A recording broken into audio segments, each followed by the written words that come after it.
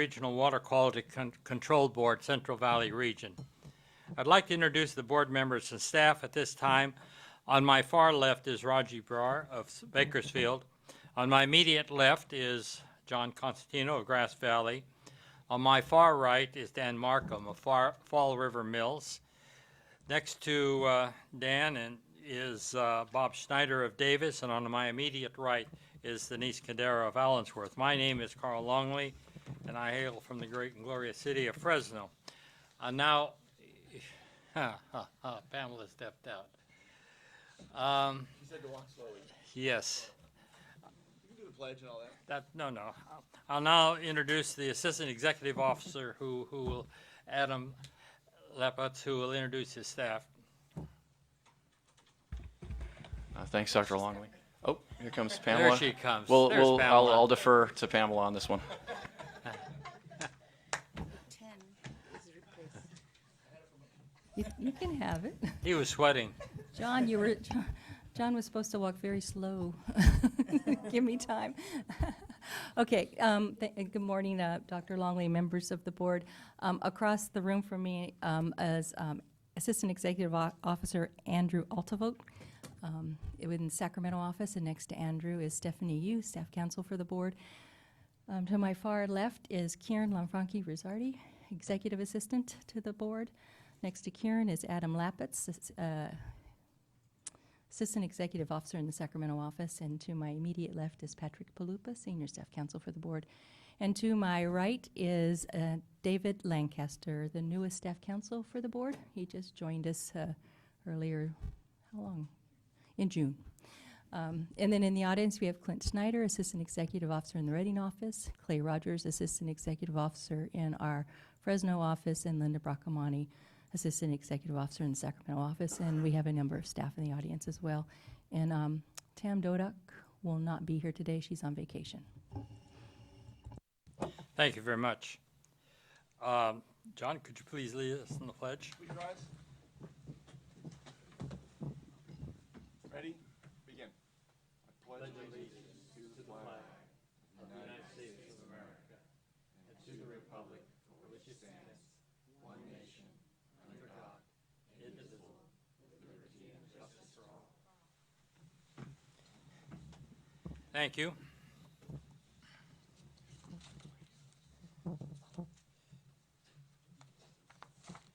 Do we do the minutes now or after the meeting procedures?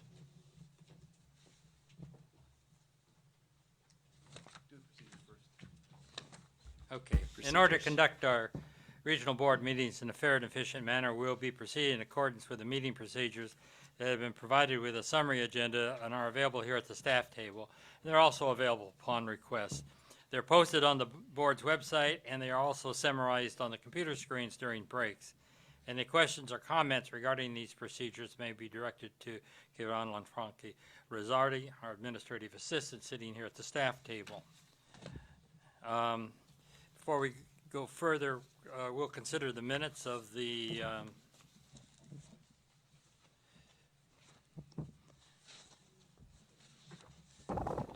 June 8th and 9th meeting. Do I have comments or a motion? I'll move them. John's moved. Do I have a second? I'll second. And Denise is seconded. Roll call vote. Mr. Costantino? Aye. Ms. Brar? Yes. Mr. Schneider? Dr. Markham? Aye. Ms. Kadara? Yes. Dr. Longley? Yes. Motion carries. Thank you very much. Takes us to agenda item 3, board member communications. Who wishes to take the lead? I'll start down on this end. Go ahead, Dan. 4 items to mention. One, July 11th, I had a 30-minute interview with Senate Rules. They said 30 minutes, and it was right at 30 minutes. Good conversation from my point of view. July 17th, I had a phone call with Bruce Hodeschelt. He invited me to a regional water meeting in Tehama County on July 24th, and I couldn't make it. July 18th, I spent some time up in Fall River talking to some farmers. I met with a three-generation farm on the Craig MacArthur Ranch, and the conversation was really about how to connect the farming community and the next generation with rulemaking and rule implementation. One take-home message I got from them was, talk to us in the winter, not in the growing season. But you know, there are generational differences. I think we need to try to pay as close attention as we can to that. And then my final event was occurred on the 9th when Carl and I met with down in Fresno with Dan Monk, Casey Kramer, and Perry Clausen.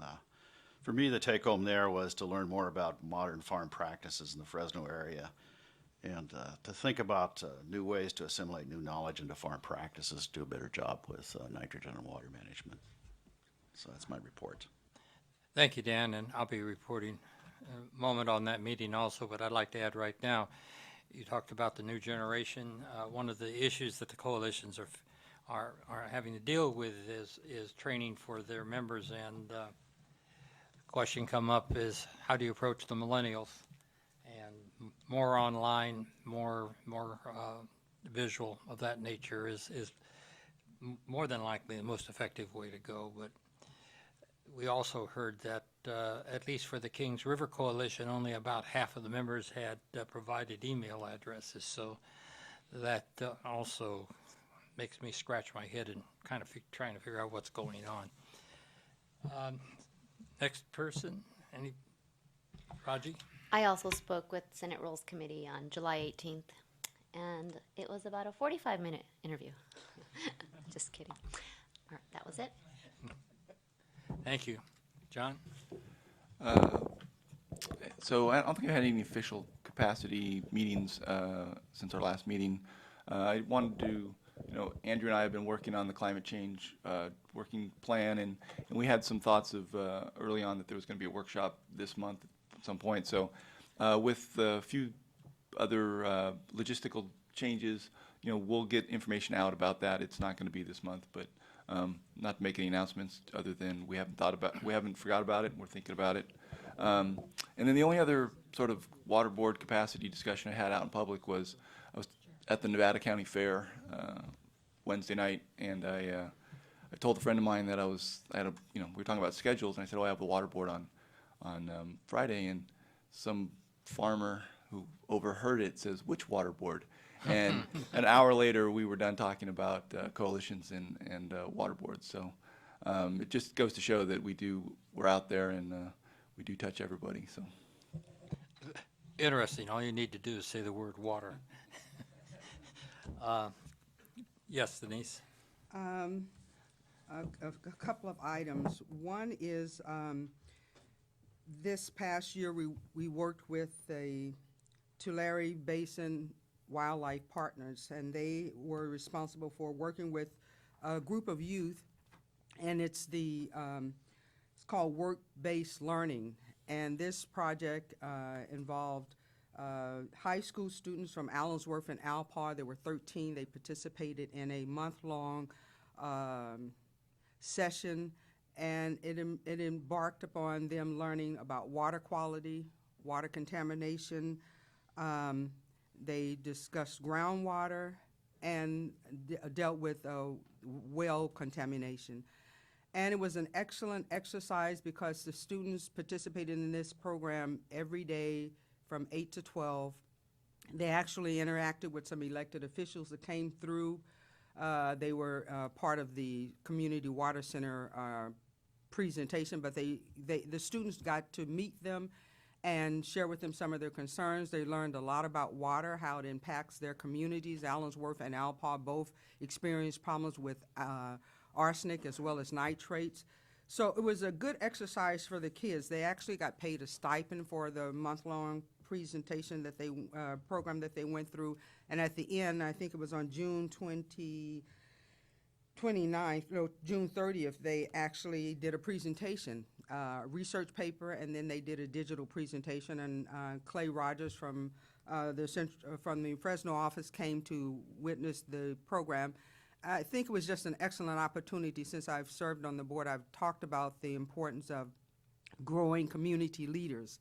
And getting our young people involved in this kind of exercise was actually very great, and one of them actually completed high school and is going to be an intern with the Tulare Basin Wildlife Partners, so we're already seeing some fruit from there. So that was, I think it was an excellent opportunity. We'd actually wanted them to come and maybe just do a brief presentation on the public comment today, but school started back and that wasn't able to happen. But we're really trying to work with our young people to help them become community leaders and understand the issues that are impacting them in their community. So that was a very enlightening thing, and I think the kids really got a good understanding of their environment, water, and how valuable and important it is, and to share experiences about their own households and the bad water they have to drink and the sicknesses. They were able to connect with someone that was willing to educate them on it, and I think it will be something, a life learning experience for them. I have a number of regular meetings that I participate in that deal with water, and I'll just give that information to Kieran. But the last item was the Community Water Leader Network. That's a monthly meeting that I participate in. We usually do conference calls, and from time to time we have workshops. But we are part of the disadvantaged communities, and we get together to discuss issues that impact our community related to water. And part of this Community Water Leaders Network kind of stemmed from the Tulare Lake Basin Water Study for Disadvantaged Communities that was completed back in August of 2014. So this is one of the implementation measures to bring the disadvantaged communities together to discuss the issues that are impacting them and how we can network and work together to improve the conditions. And then lastly, with the disadvantaged community subgroup that the board selected a subcommittee back in February, been discussing with this issue of disadvantaged communities with the Community Water Center, and then also my husband, who happens to serve with the Tulare County Water Commission. He serves on the DAC subcommittee. So we talked about how to address issues and dealing with disadvantaged communities and water. And what we came up with was going back to the study that I just spoke about, the Tulare Lake Basin water study that was done for disadvantaged communities. And in that, there were a tremendous amount of issues prioritized and recommendations made, and it addresses all of the disadvantaged communities in Kings, Fresno, Kern, and Tulare County. So it's a springboard for us to look at as far as the information is there, prioritize recommendations, and a way that we can utilize that information to look at the disadvantaged communities in our region and how we can begin to lend some support and address many of the issues related to water quality. That's it. Thank you. Thank you. Any further? Yes, Bob. Carl, I think it was June 14th, I did attend the Stewardship Council meeting. I occasionally attend these, and today we're going to have Sophie Mulholland do a update on the activities of the Stewardship Council, and I just wanted to make sure that we move that up from item 15 to maybe after the Executive Officer's report. Actually, I think got that? when did we decide to do it? We were moving it up. We moved it up, yeah. Okay, So it'd well, be, that's good. it'd be right after the Executive Officer report. Yeah, and then I investigated water storage and snow levels on Mount Shasta from the 7,000-foot level to the 14,000-foot level. In some odd feet, I think it's 256 or something, so I did that in June too. And the last thing that's not really water business, but was really good for me, is I'm now a granddad again with little Debbie Ann Lockhart Schneider, who's my first granddaughter. So. Congratulations. Granddaughters are especially nice. And I use that as a reminder that clean water is important, not just for us and our communities, but our youth, and that's their grandkids. So that's what we're working for. Thanks. Thank you very much.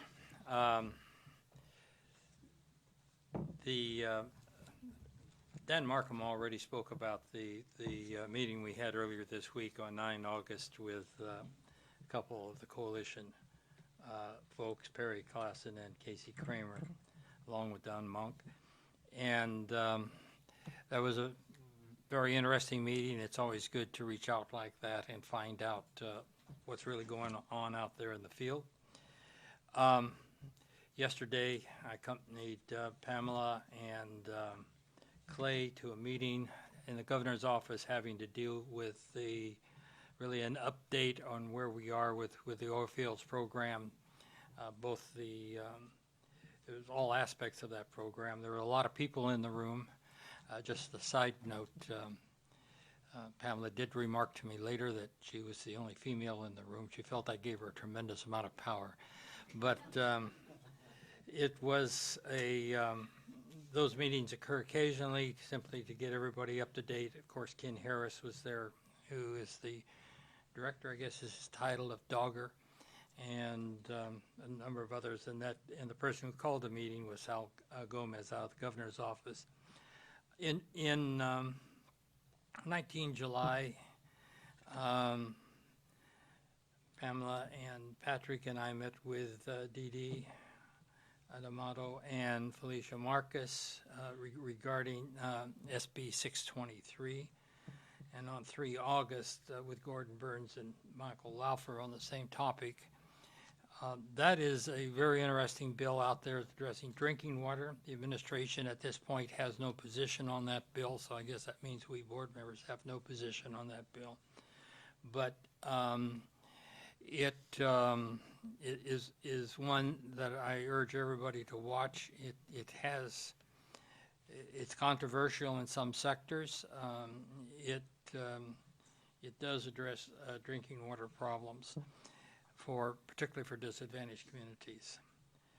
So with that said, are there any other comments? I want to make a comment based on your comment about Pamela at this meeting. One of the great things I did for California water law was put my first wife and dear friend Ann Schneider through law school at UC Davis. And I remember early on she went to a meeting, I think it was down in Salinas, and she said, God, it was so cool. I went to the meeting and there was another woman there.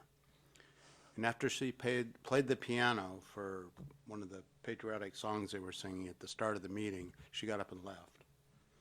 And I say that story just because we have come a long, long ways. Yeah. And I am particularly pleased by the board I sit on here at this point in time that I think is beginning to really represent the demographics of the people we serve. So Well, sometimes we have these little throwbacks, but all in all, we're making a lot of progress. yes, and I think we owe thanks to that to folks like Chrissy Stoffaker in the appointments unit to the governor's office and elsewhere. They've been working very hard on that, and I think they've done a good job.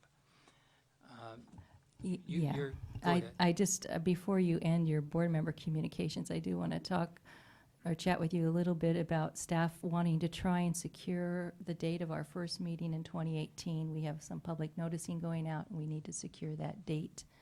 So I'm hoping I could have you look at your calendars. And I guess I can propose a couple of dates, and if you don't have your calendars, you can get back to me by next week so we can kind of Right, secure one.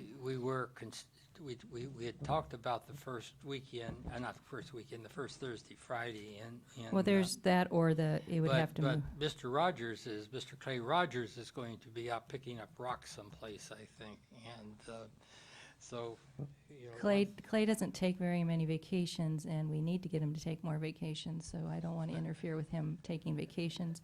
He is scheduled to be out on vacation that Friday, so potentially the 1st and 2nd of February, or moving it to the 15th and 16th of February. I've checked, they don't conflict with any holidays, major holidays that we try to look for all faiths so that we don't conflict with people's other interests besides this board. So if you could tell me, or now, or Can you email say them me. again one more time? I'm sorry. February 1st and 2nd, and February 15th and 16th. I can do either of those right now. Either's okay for me, too. I can also. I'm open. Okay, I like the first and second. 1st and 2nd? That's it. That's it. And then at October meeting, like we have for the last couple of years, we will have a proposed schedule for the whole 2018, so we can get the public and staff aware of when those notices should go out. Okay. Thank you. Very good. We'll move on to agenda item 4. Do you have some attendance cards? some speaker cards right there.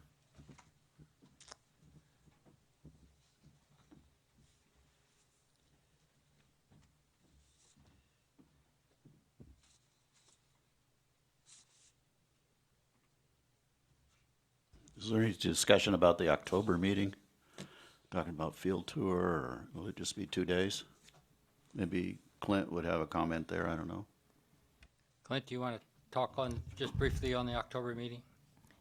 Clint can come forward, and we've been talking about it to make some proposals about, excuse me, about having it be a 2-day. The first day would be a tour up into the Pitt watershed. Clint, take over. Bad air.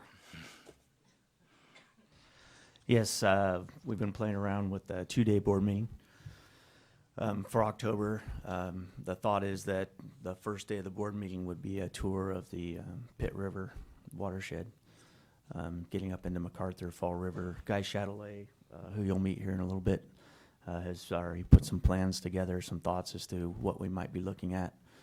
Cyanobacteria issues in the pit have popped up the last couple of years.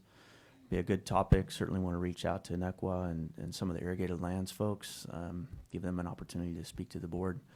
So the idea would be a tour and kind of an informational item regarding some of those topics and some wetland restoration projects up there, and then maybe in the afternoon meet in a sort of a mini workshop setting for folks to have an opportunity to speak with you directly. So if that sounds reasonable, we can put a couple of options together and circulate those for comment. Any comments? Pretty country, I hope everybody comes. Do we have a I date? agree. I'm sure we do, I do. 17th and 18th? 19 and 20. Good. Thank you very much. Okay. Any more comments on or questions on the October meeting? If not, we'll move to agenda item 4. I have a card for David Corey.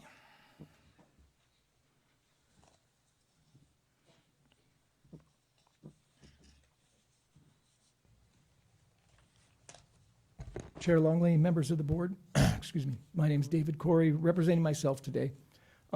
Just sort of wanted to talk a little bit about my perspective on the evolution of regional boards' public input process. Back, I don't know, 10, 15 years ago, when we had a big basin plan amendment, a TMDL or something like that, the process would, this is at least my view of the process from sitting in the seats out here. I think the staff would hold some scoping meetings, try and get some input, probably have some informal conversations with folks, and then they'd go back behind those doors back there and they'd draft a document in some basin plan amendment language, and they'd put it out on the street. And the different interest groups would read those things, and we'd go through and maybe have a meeting with the staff about them, but then we'd generate long letters that would go to the staff, that the staff would do responses to comments. All this still happens, but that was sort of the start of the process. And the board would, of course, get those in your thick packets and expected to read those. So they'd revise their draft, and we'd come back out with another version of it. We'd draft some more letters, we'd send them in. There was never really any dialogue back and forth. Certainly, there was some dialogue between staff and stakeholders, but there wasn't dialogue in which the stakeholders were all in the same room together, working together, trying to solve problems. And within the recent past, especially under Pamela's leadership, and sort of a very different approach and change of this board, we've started the stakeholder process like CV Salts, other stakeholder processes as well, in which rather than just drafting letters and going back and forth, and that was a very inefficient process from my standpoint. I don't think the board got really good information.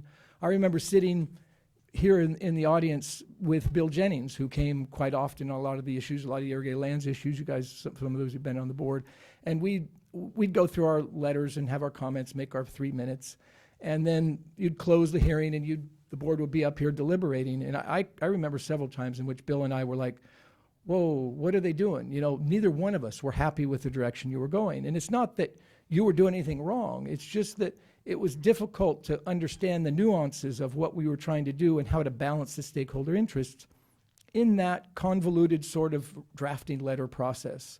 We didn't have as good a dialogue and input. The stakeholder process that we have now is far more efficient. I mean, it comes out, actually, that might not be the right word. It comes out with a much better product. It's significantly more time consuming. But you look at CV Salts, and we get into, the stakeholders are sitting down together, and we're not just telling you what our opinion are, but really in that process, we were required to actually do part of the work. We had homework assignments, right? We had to not just say what were our complaints, but how do we propose to solve those problems? Should I just trudge on a little bit longer? You can go on a little bit longer because this is important. Okay. So, you know, the charge in these... I might say this is, everything said in front of this board is important, but you are talking about the stakeholder process, which has become critical to how we do business, and I like to hear the input that you're giving on this. Okay, thank you. So, you know, within CV Salts, I'll just use that as an example. Rather than the old model, we get into a room, and it is time consuming. It takes a lot of dedication, and folks have to be able to put into time to do that. But we're not just venting our frustration with a staff document like we did in our comment letters. We're actually working to solve problems, and we have to learn the other person's perspective, try and figure out they learn ours, and we work together to a consensus type solution to this problem. We don't always achieve it, but even when we don't, we define those issues more narrowly. We put them out, and we can bring those issues to the board, and to staff can bring them to the board in a more constructive and concrete way where you can understand the different positions, and they've been fleshed out a little bit more. And I think we come out, even when we don't come to a consensus, we come out with you have more information and better information, better input from the stakeholders as to what your decisions are. And then you can weigh those issues. And even when we do come to consensus, of course, you have to look at it and see, does this make sense? Well, we come out with a better process. The individual relationships that we've developed in that process, I know the relationships that the ag community has developed with the EJ folks have been very instrumental in a lot of efforts down the road when we're looking at the petition process with the East Side order in front of the state board. Ag and EJs have been working together informally on our own, trying to figure out how do we craft solutions to these problems to come up with an order that works for both of us. And if it weren't for sitting down in the CV Salts process and learning on a personal level as well as a policy level as well, understanding each other's personalities and where our positions are, we wouldn't be able to translate that into the broader perspective. So I just want to commend the board for going down this path and giving us a forum to really come up with better policy. And I just hope that continues. You know, there's numerous avenues in which the work in CV Salts has paid off. Bob? Yeah, I think that stakeholder processes like this always take a lot longer and more work at the front end, but always you get a much more effective implementation over time, and as a result, you get cleaner water quicker, I think. But you did say one thing. You said we were expected to read all those letters. I want you to know we did read all those letters. My condolences. I mean, on the Lower San Joaquin River Committee process, I don't think I wrote a letter on it because my voice was heard through the stakeholder process and through the workshops that we had ahead of time, and I didn't feel like it was necessary to write a letter. Came here and supported it, but I think that's a better process. You're absolutely right. When we started CV Salts, I chaired the first meeting. It was down in the Cal EPA building, one of the large rooms they had down there, and we had tables, but folks came in and everybody sat on their hands. Mm-hmm. And they were there looking out for their interests, and they still come to meetings to look out for their interests. But like you said, it's a whole different atmosphere. It's working together to find a way together to solve problems. And the way that process has moved from back in about March or April of 2006 to what we have today is miraculous. It is, and it pays off in other areas besides just CV salts, you know. That's right. There's a State Board hearing. carryover. 623 had a lot of influence of CV salts and coming together and putting together some legislation that will support CV salts. And it's all because of that relationship building and understanding of each other's position. Any further questions, comments? Thank you very much. All right, thank you. I have a card from Marilyn Wordlove. That is you, Jeff. Okay. I also have a card from Jeff Scharf. Good morning, Mr. Longley. I'll just briefly introduce Ms. Wardlow to you. Members of the board, Jeff Scharf. You've been kind enough to listen to me over the past year or more on a site here in town in Marconi, and asked Ms. Wardlow to come this morning as well. Thank you very much. My name is, good morning, Mr. Chairman and members of the board. My name is Marilyn Wardlow. My brother and I own 4301 Marconi, the former Shell station. Mr. Scharf has previously expressed our concerns to you. We have been worried about the delays. Thanks to you and your staff, I understand that wells were drilled this week. We look forward to seeing Shell install the vapor extraction systems. Thank you, thank you, thank you very much. It's been a very long time, and I appreciate your efforts. Thank you very much. I have a card from Mike Garcia.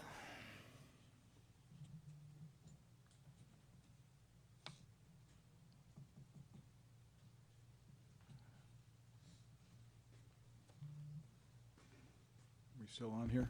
Yep. Good morning, Mr. Chairman, board members. My name is Mike Garcia. I represent a company called BioClean Environmental. You might pull that up in front of Oh. you. There. Hello, hello. That better. Go ahead. I represent a company called BioClean Environmental. We provide stormwater treatment systems. Part of my recent work has been helping aggregate companies in the Central Valley collect stormwater runoff. And one of the issues that we're having, and I hope you can point me in the right direction to at least get an email or something, is capturing soluble metals in the runoff. Today, per the industrial permitting guidelines, we cannot find a benchmark as in regards to how much needs to be needs to be caught, the amount of iron, copper, and all of those soluble metals, how many parts per million. And today, like I said, there's 300 pages of that industrial permit that I've gone through, and me and the civil engineers I work with, environmental engineers, we cannot find any type of effluent benchmark. So Pamela or Adam, can you provide some guidance? Well, why don't you give us your name and card? We'll have you contact Richard Mule in our office. And Okay. There is a list of benchmarks. There's no effluent limitations yet in that order. Okay. But there are some benchmarks. I know they have some metals. I don't know all of them by heart. So, but Rich can certainly help you. Okay. Thank Okay? you. Thank you. Thank you very much. And we have your card here, but it's probably better if you, who should he talk to right now to give his information to? Adam will go talk to him. Adam will take care of you. Good, thank you. Item number 5 on the agenda is the state board member update. Tam Duke is on vacation, and we hope she's enjoying herself and able to catch up on a little rest. She's been heavily involved in a number of state board action items that have water fix among them, which have kept her very busy. Move now to the uncontested calendar. Agenda item 6, this is the time and place for a public hearing to consider adoption of uncontested items 17 through 22. Dr. Longley, we're adding item 9 to that. Good. And item 9 is the State of California Department of Parks and Recreation, Malakoff Diggins State Historic Park, Nevada County. This is not contested, so we can move it to the uncontested calendar. Go ahead, Adam. I do have some late revisions Okay. for item 17C. This is on the uncontested calendar. Really, the revisions are to more clearly lay out the sampling location for when the discharger is discharging to surface waters via via an outfall or discharging to a holding pond sort of situation. It's really to clarify how they report in the CWIC system. It doesn't change any of the meat of the permit. That's the only late revision I have. The discharger is okay with these late revisions, and I recommend adoption. And I presume that in our motion, we can include the Malakoff Diggins, is that correct? Absolutely. There are no late revisions on Malakoff? No late revisions. Thank you. So, Carl, before we go forward on this, I want to abstain from 21A, just out of an abundance of caution for clients I work with. They're not a client, but they're related Understand, to clients. understand.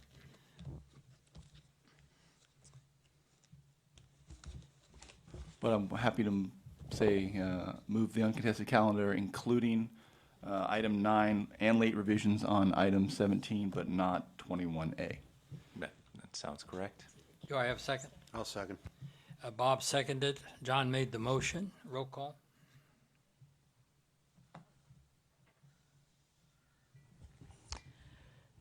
Ms. Brar, Yes. Mr. Costantino, Aye. Mr. Schneider, Dr. Markham, Aye. Ms. Kadara, Yes. Dr. Longley. Aye. Motion carries. Thank you very much. Do I have a motion on 21A? If you could, when a board member's recused from consideration from an item voluntarily, we generally have them removed from the dais. So even though it's just for a minute, John can get some exercise. John doesn't even smoke. Very good. Do I have I'll a move motion? item 21A. Bob's moved. Do I have a second? Second. Denise has seconded. Call the roll, please. Mr. Schneider, Dr. Markham, Aye. Ms. Brar, Yes. Ms. Kadara, Yes. Dr. Longley. Yes. Motion carries. Thank you very much. Move now to agenda item 7, the executive officer's report.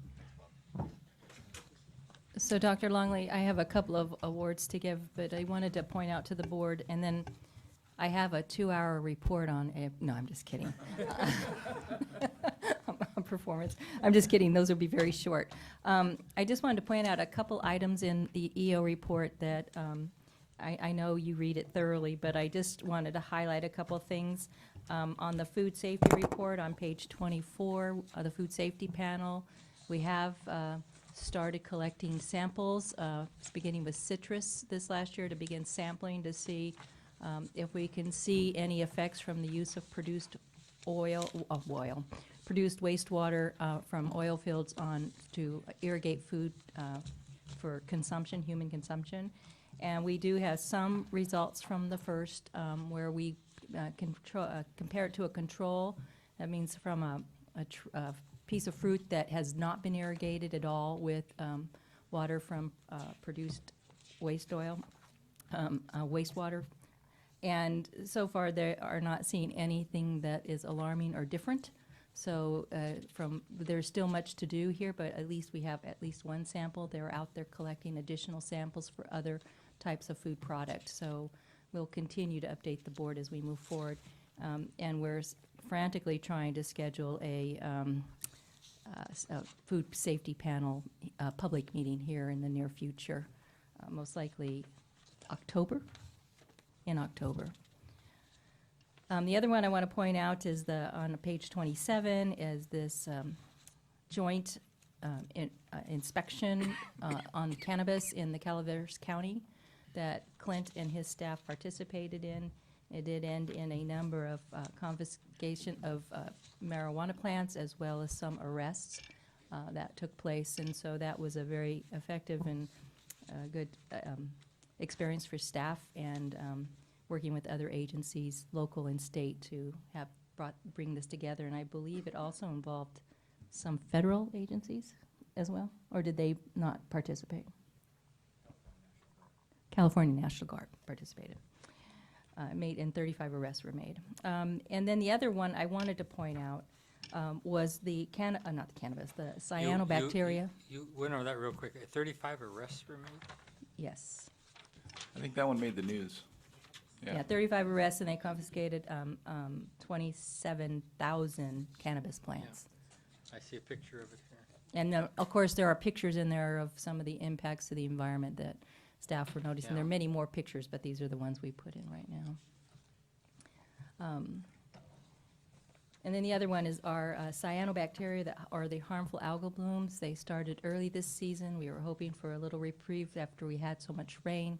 Unfortunately, that didn't work. It probably brought in a lot more nutrients and just the blooms started quickly. And so I don't have it pointed out on the table of contents, but it's under the 9-point source. I think I'll have Kieran change this so it's got a table of content listing so the public can go to it as quickly as they can. And we also have this all posted on our website. Staff is very engaged in making sure the public is aware of the blooms that we become aware of, especially if they're harmful for people or especially our animals. These blooms can be very deadly to our pets if they get in contact with them in the water. There have been some news items on that. Unfortunately, some people have made contact.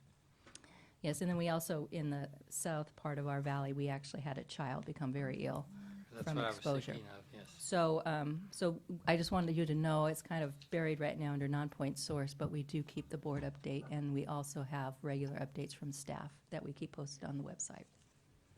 So unless there are any other items to discuss individually, I'll give my Any other items? award presentations, and then I'll Yes. chat just briefly I about just had a our- brief comment. updates. I went through and was looking at the performance targets and, Uh-huh. you know, looking at the original target and what was actually completed, and I was impressed with the accomplishments. I mean, a lot of staff work goes into everything that you do and presenting to the board and working with the stakeholders and people in the community, but when I look at these numbers, that really shows the excellent job that's taking place It's by the very staff, impressive. and I'm very impressed by it.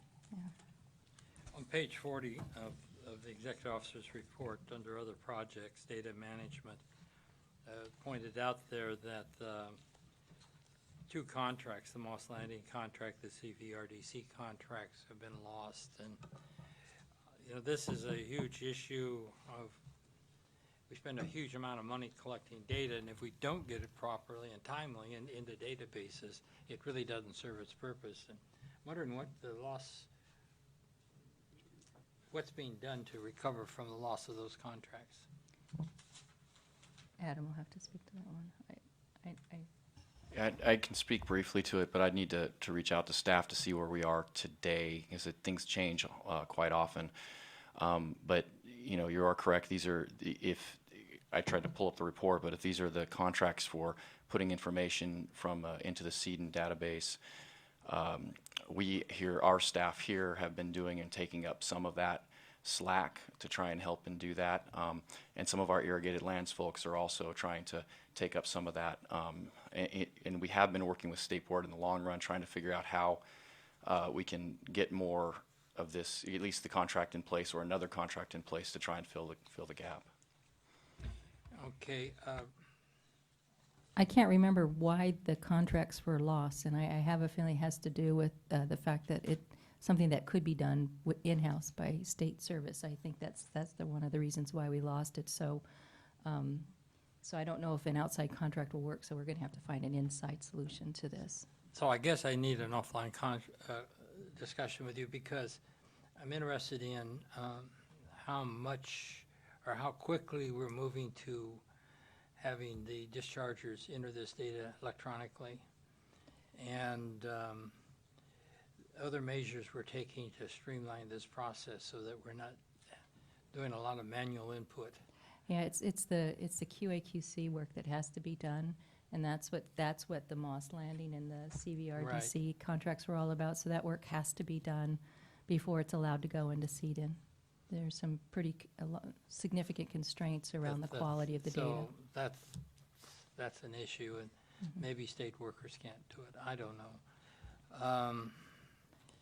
We're going to have to. We want it in there, so we have staff working on it right now. Yeah, and I'll be happy to follow up with you. Yeah, but the problem is that I see it pulls that staff off of doing other things. I fully agree with you. So But- let's have a discussion. Very good. Any further comments? So I can do my awards now, Dr. Longley. You can do your awards.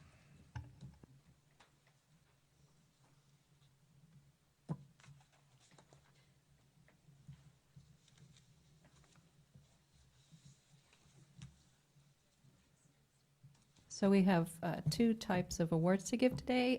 We have the Superior Accomplishment Awards. This is an award that's given for superior accomplishment and it's done through the regional board process. So every quarter, you hear me give up. And then we have a state board process for sustained superior accomplishment. So I have superior accomplishments and a sustained superior accomplishment award today. So the Superior Accomplishment Award today goes to Guy Chatelet, an engineering geologist in our Reading office. There he is. So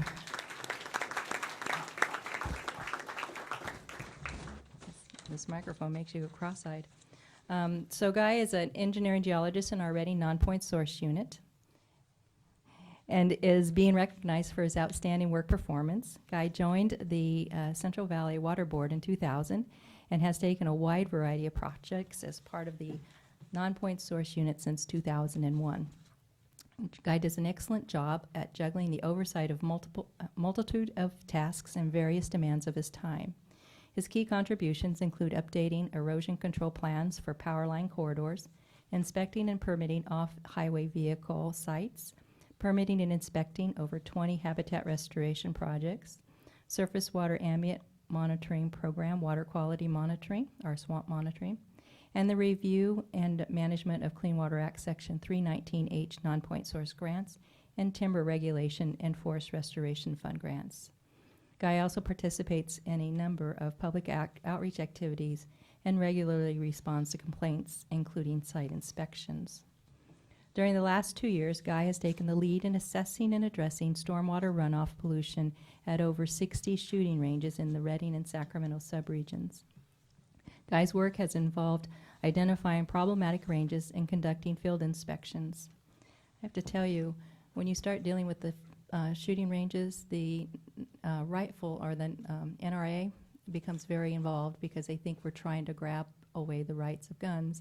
And Guy was able to get them to work with us because once they realized all we really cared about was not letting all the lead leave the site, then they were working with us to find solutions. And so we're not threatening their guns, we're just trying to protect the environment. So Guy took care of that as well.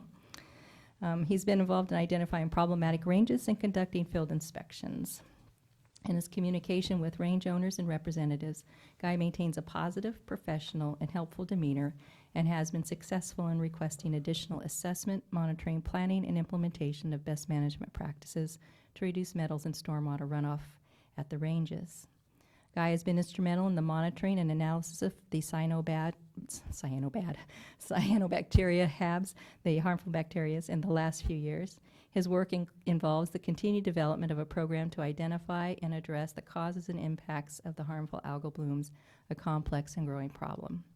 Guy's technical knowledge, experience, excellent communication skills, and positive attitude are an asset to the Central Valley Water Board. He has earned the respect of both colleagues and dischargers, and his contributions to the unit and the Central Valley Water Board are most appreciated. So thank you.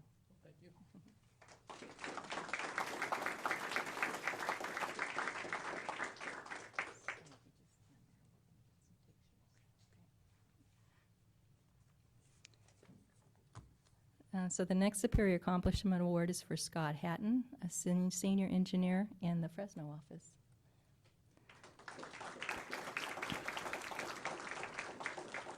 Scott is overseeing our WDR permitting unit in the Fresno office. His unit is responsible for processing reports of waste discharge and writing new and revised waste discharge requirements. Scott provides guidance to staff on technical issues and prioritizing sites, as well as ensuring a balanced workload for each staff. Scott's unit consistently meets its portion of the region's performance targets for the WDR program. He is our green belt in the Lean Six Sigma process and is leading the implementation of a streamlined permitting process for the WDR program region-wide.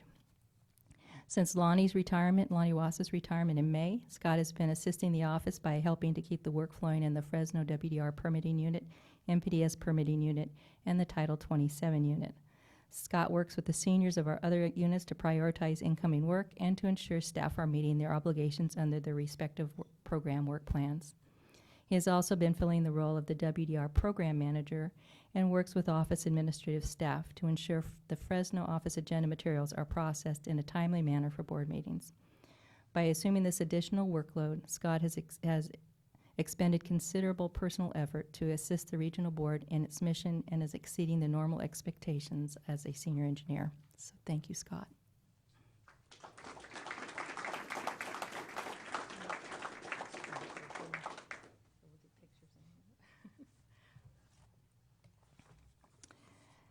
So the next is a team award for a sustained accomplishment award for the oil fields discharges to land, or our SUMP work group in the Fresno office.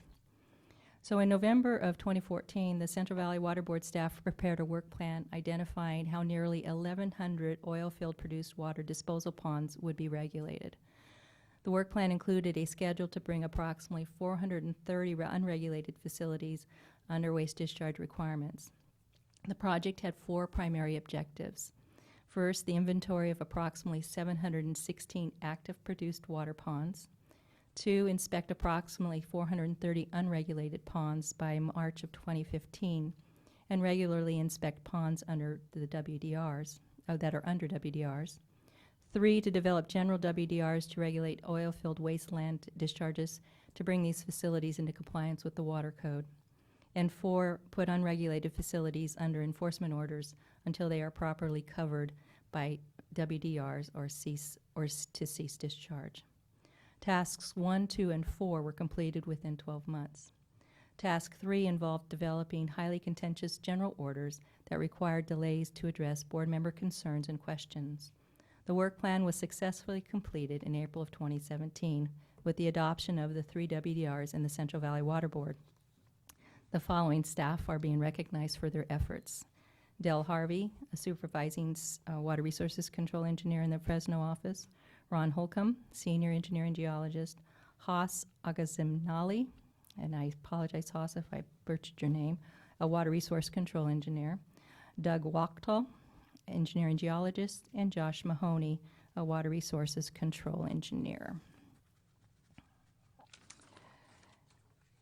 Completion of this project was a team effort that comprised of detailed analysis of the oil fields to locate ponds that were previously unknown, and a concerted effort that included staff time to conduct inspections to verify the information they've received.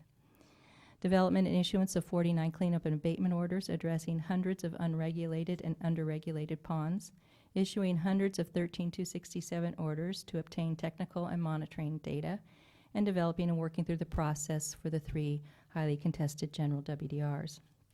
Implementation of the work plan was a sustained effort and accomplished from the initiation of the work plan in November 2014 until its completion in April of 2017. To be successful, staff had to work extensively with all stakeholders, including the dischargers and their representatives, environmental and environmental justice groups, local, state, and federal government agencies, and other interested groups and individuals. This consistent dedication and hard work of these staff members resulted in the development and implementation of a highly successful program to bring oil field discharges of waste to land into compliance with the California Water Code. On behalf of the board and executive management team, we thank this group of dedicated individuals for their efforts to preserve and enhance the quality of California's water resources for the benefit of present and future generations. Thank you.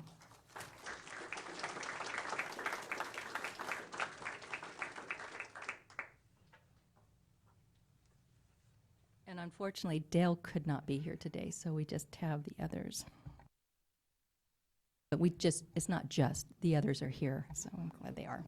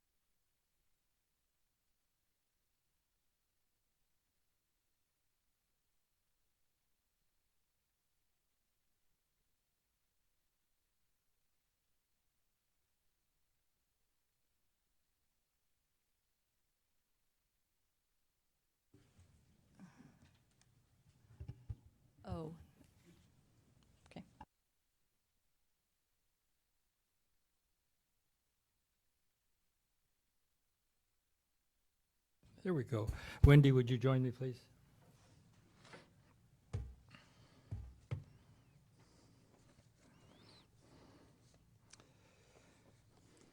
Hi, how are you today? I'd like to read a resolution commending Wendy Susan Wiles on her retirement from the California Regional Water Quality Control Board, Central Valley Region. Whereas Wendy Wiles began state service on 1 May 1986, working for the Central Valley Water Board in its Sacramento office. And whereas Wendy was hired as a land and water use analyst, where she coordinated the Assembly Bill 1803 groundwater contamination program and designed and implemented mercury sampling programs in Central Valley reservoirs and pesticide sampling programs in the Sacramento River watershed.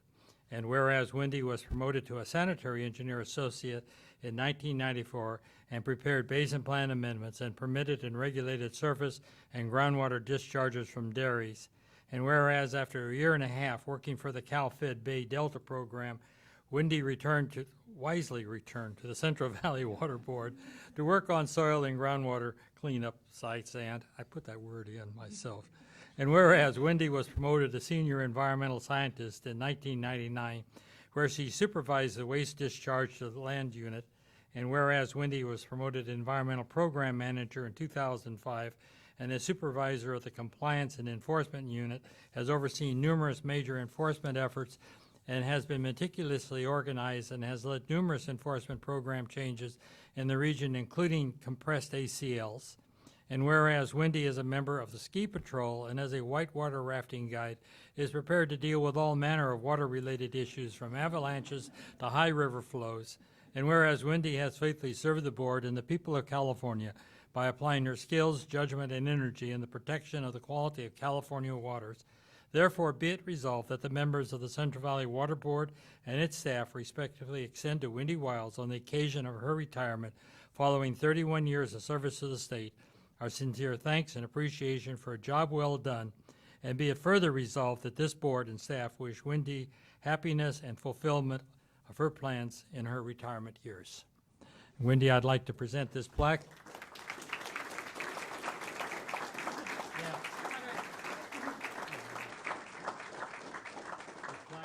To you that has all of this written on it. Wonderful. So you could join us up front for a picture.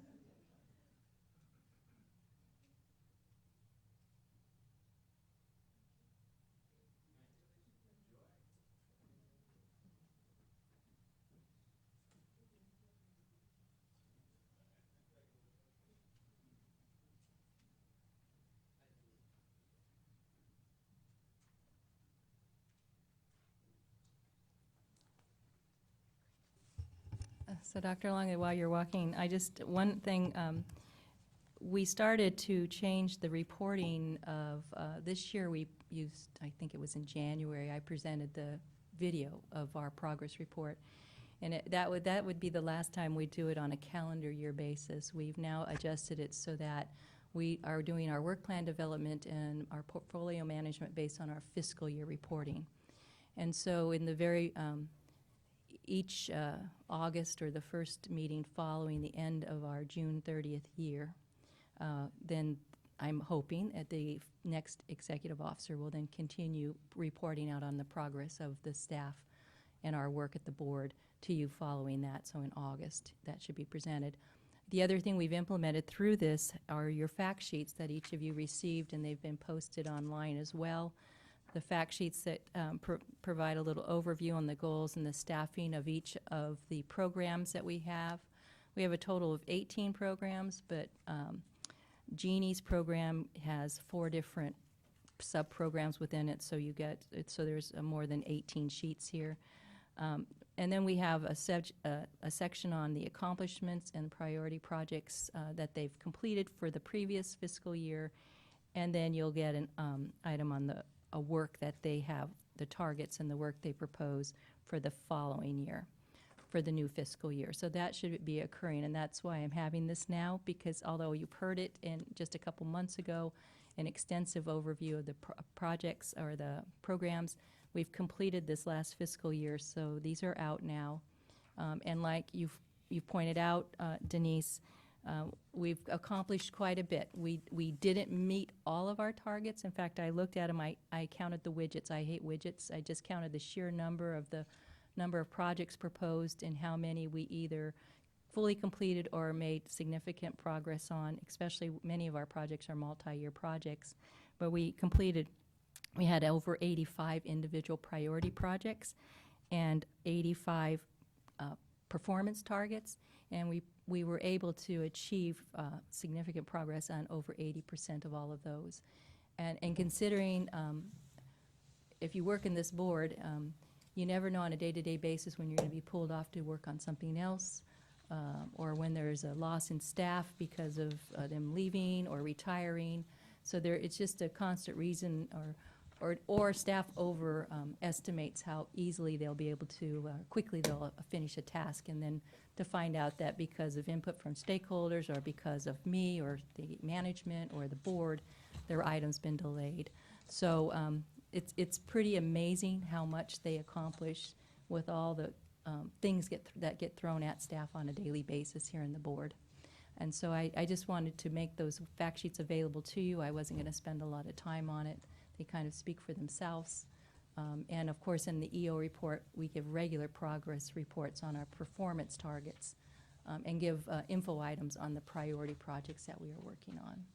So that was all I was going to elaborate on, unless you have other questions for me. Thank you very much. Any further questions, comments? Carl, I just wanted to comment on performance goals like this, and it's critical to have them. But, you know, if you're accomplishing all your goals, you probably haven't set them high enough.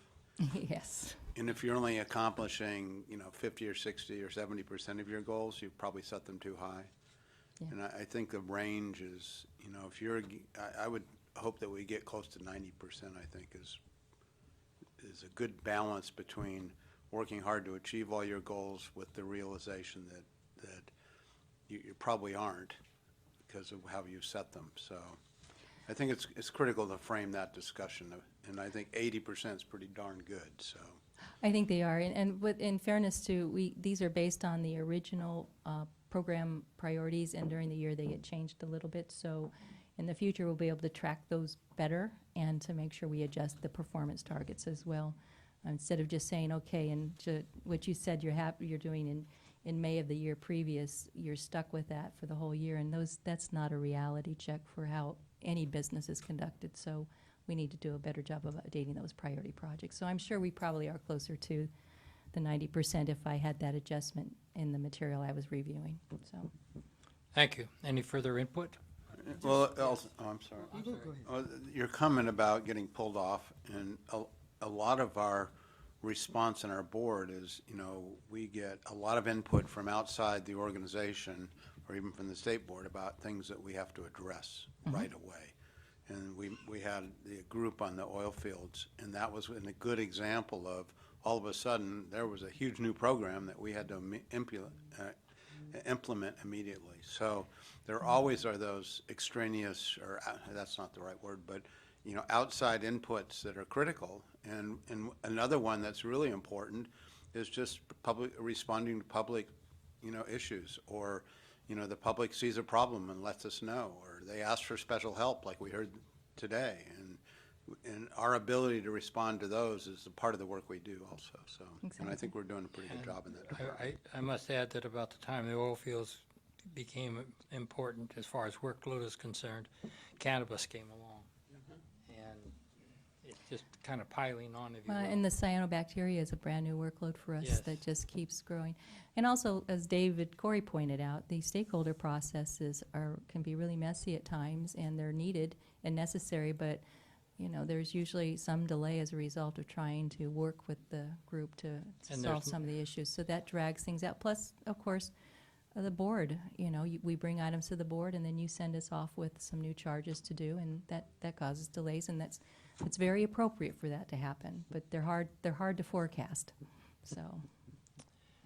Thank you. Any further? Yeah, Yes, go ahead. just one last comment on the adjustments that you've made with the annual reporting starting in August. I really do appreciate that. I remember when I first came on the board, and you did the presentation in February, and it was lengthy, and to come up with the video and displaying all of the work that the staff does. It's tremendous to see it happen, and then changing the schedule to where it coincides with the end of the fiscal year.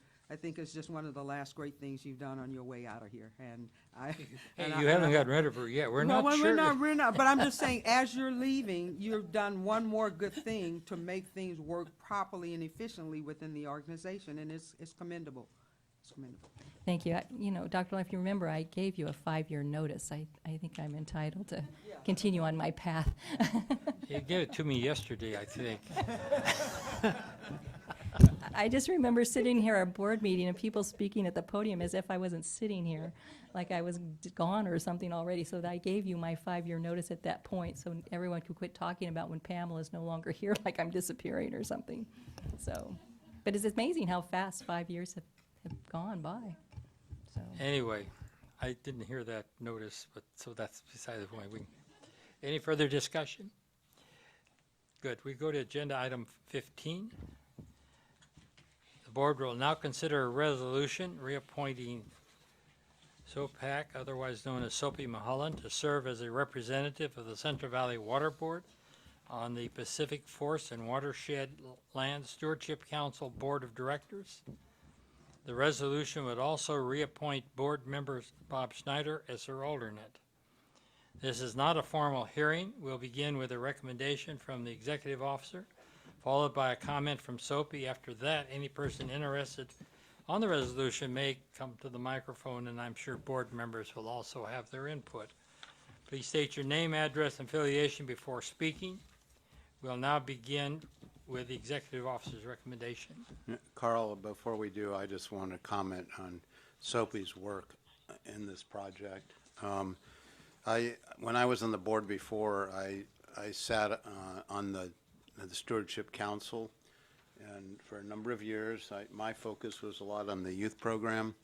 And when I left, then Soapy took that position. And when I came back on, being very astute, I quickly decided that, no, I should not retake over that position. Soapy should continue, and she's done an exemplary job on behalf of this board. And I just wanted to say thank you before we started. So. Well, thank you, Bob, for your service on the Stewardship Council and for your monitoring of this as time has gone on as a board member. Yes. Soapy, go ahead. It's yours. Good morning. Thank you very much for taking a few moments for me to be able to share with you the new executive director and a little bit of an update on what's been going on. I want to thank you for the trust you've had in me. I've enjoyed this position a great deal, and I think that I've been able to bring something to it, and having Bob behind me has been terrific. As you may have heard, Aline Zanger, who was our executive director for 8 years, retired. It was also a very well planned out succession plan that worked very well, and we're really lucky to have Heidi Krolik, who's here with us today and will actually be giving you the update. She has been with the Stewardship Council for 9 years before taking over as executive director, so it was a very smooth transition that's been wonderful for all of us on the board to enjoy. So a lot of you already know this. This is going to be really old news, but the mission of the Stewardship Council is an important one. The council is responsible for conserving PG&E lands that I will go into in a minute. And they also have a big charge to invest, as Bob knows very well, in youth programs. that connect underserved youth to the natural environment. The council is a result of a 2003 settlement agreement between Pacific Gas and Electric and the California Public Utilities Commission. At this hearing, or as a result of this settlement, PG&E agreed to permanently protect 140,000 acres of lands in the watersheds that they own. And Heidi's going to show you a map and go over that. And as I say, it's repetitive for some of you, but maybe an update will help. In order to carry this out, $70 million in ratepayer funds were put up for the purpose of doing the watershed land and the youth program.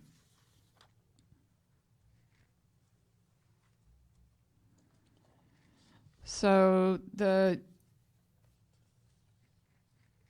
Stewardship Council Board and staff oversees the planning and implementation of PG&E's land conservation commitment. And we are very careful to stay in compliance with all the governing laws at the time.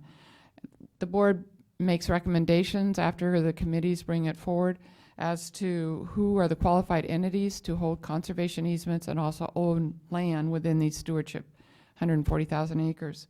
Heidi will explain a little bit more where we are in the process of being able to do what we said we would set out to do. So this is an interesting board. There are 17 entities that you see before you. They all send a representative, and I'm your representative. They're all nonprofit, which is about the only thing they have in common. And there's an agreement that we will reach consensus on all decisions. This is not easy, let me tell you. There were a lot of entities when I first went on that didn't understand the difference between an access easement and a conservation easement. So it's been a long haul of education, of training people, and a lot of people on the governing board have stuck with it because you realize it's kind of a straight up learning curve. But we're going to be winding down, which Heidi will discuss. It has been a challenge, a fun challenge, and I think we have accomplished more than I thought would ever be possible when we first started out. We meet, the board meets 6 times a year, and as I said, there are many committees that meet much more frequently in order to complete the work. At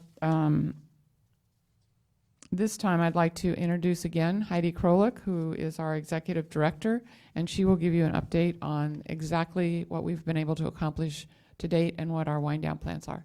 Thank you very, very much for your trust in me again. It's an honor to serve, and I think I've been able to do it to make you all proud.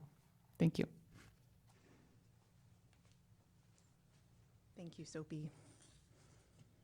Good morning, Chairman, members of the board. I'm really pleased to be here with you today to provide an update on the important work of the Stewardship Council.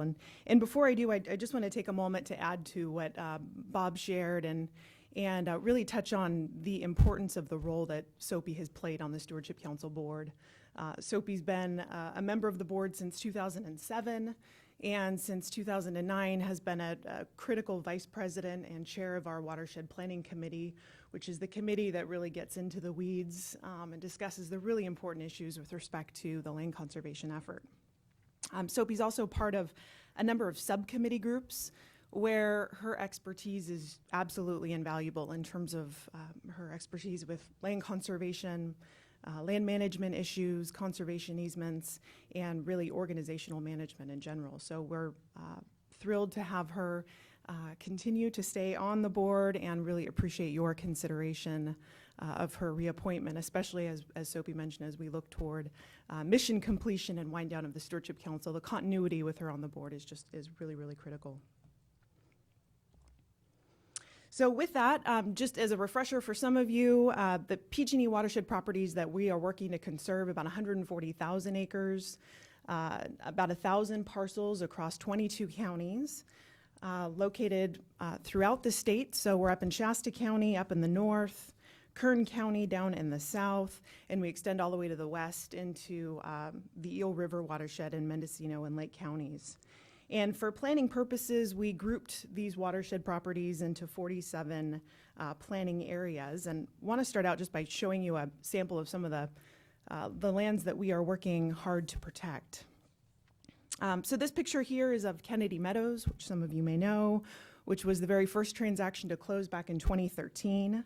Tuolumne County is the fee title holder in this instance, and the Mother Lode Land Trust holds the conservation easement. It's really an important property for recreation in particular. There's a Kennedy Meadows Resort and a horse pack station lease, and the area is an important jumping off point into the immigrant wilderness. This property you see before you here is up east on Highway 80 toward Truckee in the Yuba Bear watershed. This is Sterling Lake. This area contains several lakes that PG&E will actually retain fee title ownership of, and the Bear Yuba Land Trust will be the conservation easement holder. And this property here, all of the small white things you see on your screen, that's waterfowl, those are birds. This is the MacArthur Swamp property up in Shasta County. A large, very important project, about 7,500 acres. The Fall River Resource Conservation District is going to own a portion of this property. PG&E will retain a portion, and Ducks Unlimited is the recommended conservation easement holder. So very important property for waterfowl as well as for grazing. And then the final photo I wanted to show you here is a property called Humbug Valley. The Maidu name is Tasmam Koyom. Very important property, about 2,300 acres up in Plumas County in the upper part of the Feather River watershed. This is one of the real gems, I think, of PG&E's portfolio among the others that I'm showing you today. Important property, the Maidu Summit Consortium, which is a consortium of 9 native entities, including 2 federally recognized tribes, has been recommended as the fee title holder. And then there's a joint conservation easement that's going to be held by the California Department of Fish and Wildlife and Feather River Land Trust. And this property is really important in that it's intended to be a demonstration project in terms of how traditional Western science and ecological knowledge, traditional ecological knowledge from the Maidu can be bridged. And we're hoping that this project is going to serve as a model for traditional ecological knowledge going forward. So really an important property, both for its cultural resources and its natural resources. All right, so just a little bit about the process we've been following to implement the land conservation program. So we started out by soliciting interest from organizations that either wanted to hold fee ownership or hold the conservation easement. The Stewardship Council Board made a recommendation of who these organizations would be. We then launched into a very detailed, rigorous transaction negotiation process, which in some cases has taken many years with a lot of stakeholder input. Once the transactions have been negotiated between PG&E, the parties who will own fee ownership, and the conservation easement holder, the board approves what's called a Land Conservation and Conveyance Plan, or LCCP, which is really the final transaction package that addresses how the Stewardship Council Board, the Stewardship Council is addressing all of the requirements in the settlement and stipulation. Once that process happens, PG&E then takes the application through to the California Public Utilities Commission for all of the transactions. In certain instances where FERC boundary is in play, the Federal Energy Regulatory Commission also approves of the transaction. It comes out of the regulatory process and the transaction can be completed and closed. So just to give you an idea of who the organizations are that we are working with, you'll see the organizations up here on the screen. We're working with 13 at the moment, 13 fee title holders, a whole variety of groups, including the Forest Service, a variety of state agencies, local agencies, and tribal entities. In terms of recommended conservation easement holders, we're working with 12 groups, primarily local nonprofit conservation organizations or land trusts, but we're also working with the national groups such as Ducks Unlimited and locally the Western Shasta Resource Conservation District, as well as Department of Fish and Wildlife. And not shown here, but I also wanted to mention that the Sierra Nevada Conservancy plays a role, several roles actually with our process, including holding what's called a conservation covenant over lands that will be donated to the Forest Service. Public input, wanted to mention, is really important, critical to the Stewardship Council's process. As you can imagine, across the watershed lands, a lot of interest, varied interest throughout the state. We've had a very robust public outreach process early on, a lot of public meetings, community meetings, and public comment. And then throughout the process, the public has an opportunity to engage the whole way through, commenting on the land conservation and conveyance plans, and also attending public board meetings. So in terms of progress to date, so we're anticipating, all told, about 100 transactions.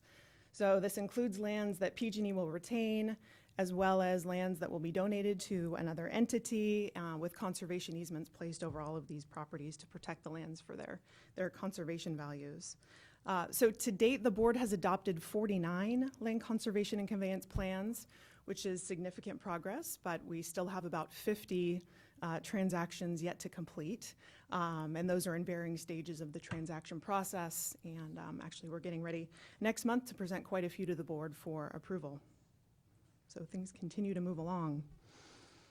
In terms of working toward dissolution, wanted to share with you here, so for the next few years, we anticipate a continued concerted effort to work through these transactions and bring them to closure. The board recently had, I think, a very beneficial board retreat back in March, where some critical decisions were made in terms of bringing final LCCPs by April of 2020. And we're anticipating by December of 2020 to have full board approval. Those transactions will go through the regulatory process and close, and we're anticipating dissolution in the early part of 2022, but with the majority of the transaction work wrapping up in 2020. Also wanted to touch on a bit about our enhancement program. So you may know that back in 2012, we launched an enhancement program on PG&E's watershed lands. This is another really important aspect of our work, where we provide funding across the watershed properties for physical enhancements, studies, plans, and eligible grantees are either the fee title recipients or conservation partners or land trusts that are working on these properties. About $10 million has been awarded or allocated to date for projects ranging from habitat restoration, cultural resource protection, and recreational improvements. And we're kicking off another round as we speak, kind of a targeted round for organizations that are looking to own fee title or hold conservation easements and their partners. And we're anticipating that in 2018 we'll make some recommendations for some additional enhancement funding. So wanted to touch on one project just really briefly, one of the examples, I think, of a really high quality enhancement project that we are very proud to have been a part of and have supported, which is the Hat Creek Enhancement Project. As many of you know, Hat Creek, located up in Boerne, Fall River Mills off of Highway 299 up in Shasta County, very beautiful area. We were able to provide funding for a project that involves a restoration of a portion of Hat Creek to improve habitat both for trout and other fish and wildlife. The project is unique in that it involves a really strong collaboration between Cal Trout and the Native American community, including the Pit River Tribe. Also includes an element of cultural resource protection and is providing conservation work for tribal youth, which is really important in this area. Recreational opportunities for the public are also being enhanced via this grant. With the construction of a bridge that will allow the public to cross the stream, some new trail development, and this is one of our larger grants that we funded, approximately $1.4 million. One of the really great things about this grant was that the Stewardship Council funding was leveraged with about $1 million of funding from other sources to make this project happen. And here you can see some photos, some examples of some of the public access improvements at Hat Creek, the trail system, native plants went in, split rail fencing, a kiosk, and a new parking lot to provide additional public access. So this is a great project and one that we're very proud to have been involved with. And lastly, I just wanted to touch on a couple of highlights with respect to our youth investment program. So in addition to our land conservation program that we were funded $70 million for, the Stewardship Council under the settlement agreement was also funded with $30 million to set up a youth investment program to connect underserved youth with the outdoors. And so I mentioned the $30 million in funding. So these are for things like park investments, supporting outdoor programming.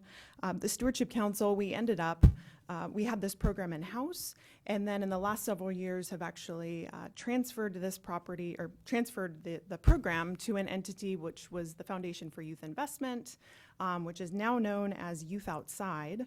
In essence, because the Stewardship Council is going to dissolve once our work, the land conservation work, is complete, the intent is for this youth program to exist in perpetuity. And so in 2013, we transferred our remaining net assets, the majority of which to Youth Outside. And Youth Outside expends those grant funds in support of programs that connect youth, in particular youth, to the PG&E watershed lands within their service area. So collectively, the Stewardship Council and the nonprofit organization that was created, Youth Outside, have awarded about $17 million in grant funds for park improvements, several other infrastructure projects, and getting youth connected with the outdoors. And the estimate at this point is about 300,000 youth within the PG&E service area have been touched by this program. And with that concludes my update. I wanted to end with a gorgeous photo of a property, which is one of the most recent transactions to close. This is up on 80 in Placer County near Soda Springs at Kidd and Cascade Lakes area. And this is a property that will be continued to be owned and managed by PG&E with a conservation easement that will be held by the Placer Land Trust.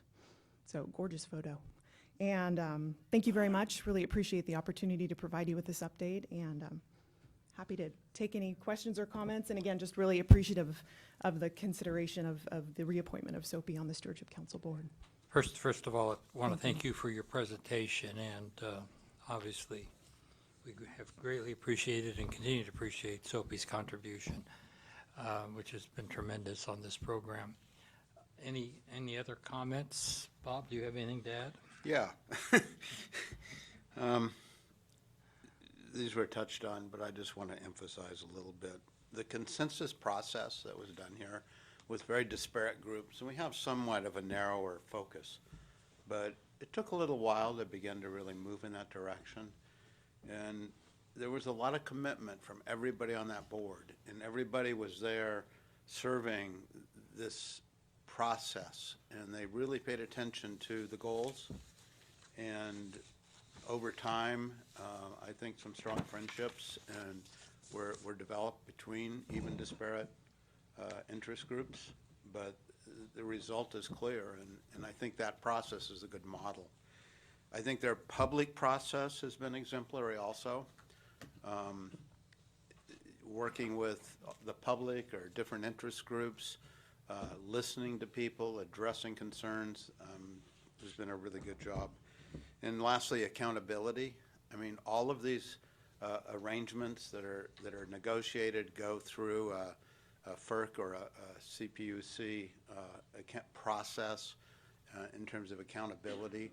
And it would not be right not to underscore the embracement of PG&E in this program, because they this came out of their bankruptcy proceedings, but they didn't, they just embraced it, and they helped make it happen. And there were a couple individuals whose names would elude me if I tried to remember them all, but their ongoing process, participation in the process was a key to making it happen. There were a couple photos there, the one of the MacArthur property and one in the Hat Creek enhancement property. It looked like a nice picnic facility area, and we're taking a field trip up in that region, and maybe we can have a quick drive-by or while we're at it. So, thank you very, very much, and I will move that we appoint Soapy as our representative. Actually, we have a resolution we need to talk about, Bob. Okay. In your agenda package, and Pamela, do you wish to comment on this? It says here I should ask for your recommendation. So, Really, a recommendation from the board to have me sign this resolution appointing Soapy as your delegated member, and also that then Bob Schneider would serve as the alternate. And So if I I may- recommend that you approve to have me sign that. Right, and if I may, Bob, I'll take your motion as asking for the approval of this resolution. Do I have a second? Been moved and seconded. Roll call, please. Mr. Schneider? Ms. Brar? Yes. Mr. Costantino? Dr. Markham? Aye. Ms. Kadara? Dr. Longley? Aye. Motion carries. Thank you very much. We'll take a short break. I'd like to be back in here in about 8 minutes at 20 to 11. And Soapy, thank you very much for all your work, and thank you for the great presentation.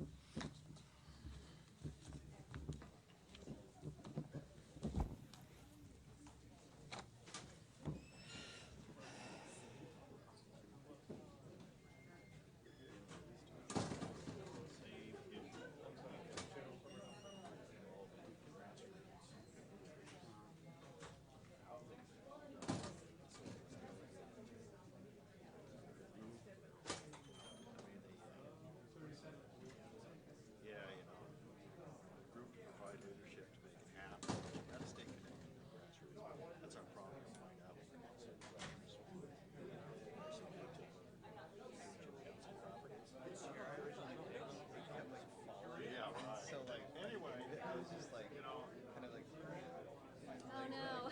And I was just like, at some point, I'm like, I don't want to look like just get up or distract. I'm like, at some point, I'm Yeah.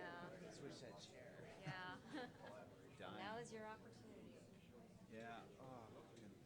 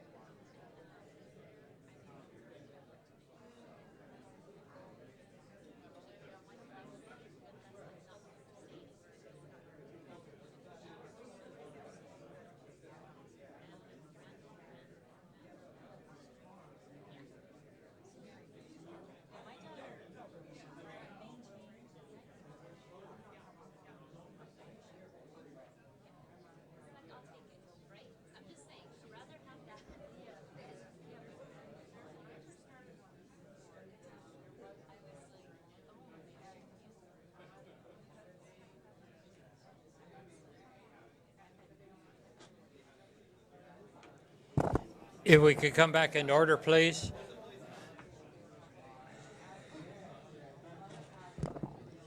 Probably for board meetings, we need to schedule 20, 30-minute periods for meet and greet and catch up with the folks you haven't seen, catch up on things with folks you haven't seen for a month or two, or maybe 6 months.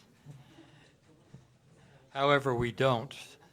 It turns out to be these periods of times, and I'm very sorry to break up the conversations.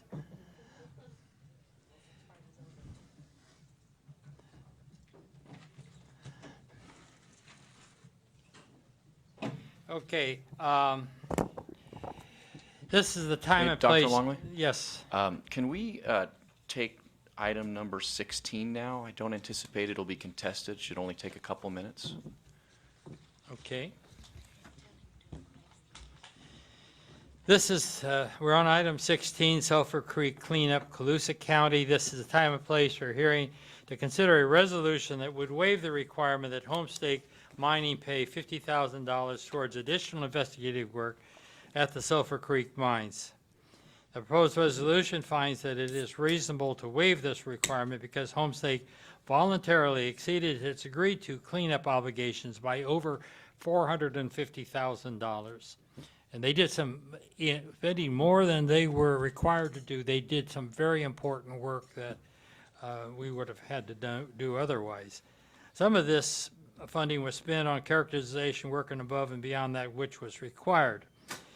Is there anyone present who is contesting the proposed actions and wishes to present evidence or testimony on this matter? Since there is no one present to contest this matter, the board will proceed based on the agenda materials in the record. Are there any late revisions or staff comments? There are none. And with you replying, Patrick, I assume there are no legal issues. There are no legal issues. Thank you. The hearing is now closed. The chair will entertain a motion to adopt the resolution. Carl, I just wanted to thank Homestake Mining for really doing an exemplary job on this cleanup. And actually, it's Barrett Mine, I think now, that took over the assets of Homestake and the liabilities, of which this was one. But all of these mines, the tailings were gathered, they were put in a safe repository area, they were covered. And this is one of the big contributors, this particular creek, to mercury pollution in the Cache Creek Basin. And this is a huge deal, and I just wanted to acknowledge the good work that Homestake Mine did on this. And Peggy King, I think, headed it up, and she did great work. Thank you, Bob. And I'll make the motion that we. Okay, do I have a second? I'll second. Bob's moved. John seconded. Call the roll, please. Mr. Schneider?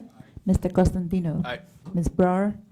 Yes. Dr. Markham? Aye. Ms. Kadara? Dr. Longley? Yes. Motion carries. Thank you very much. We'll move to agenda item 8.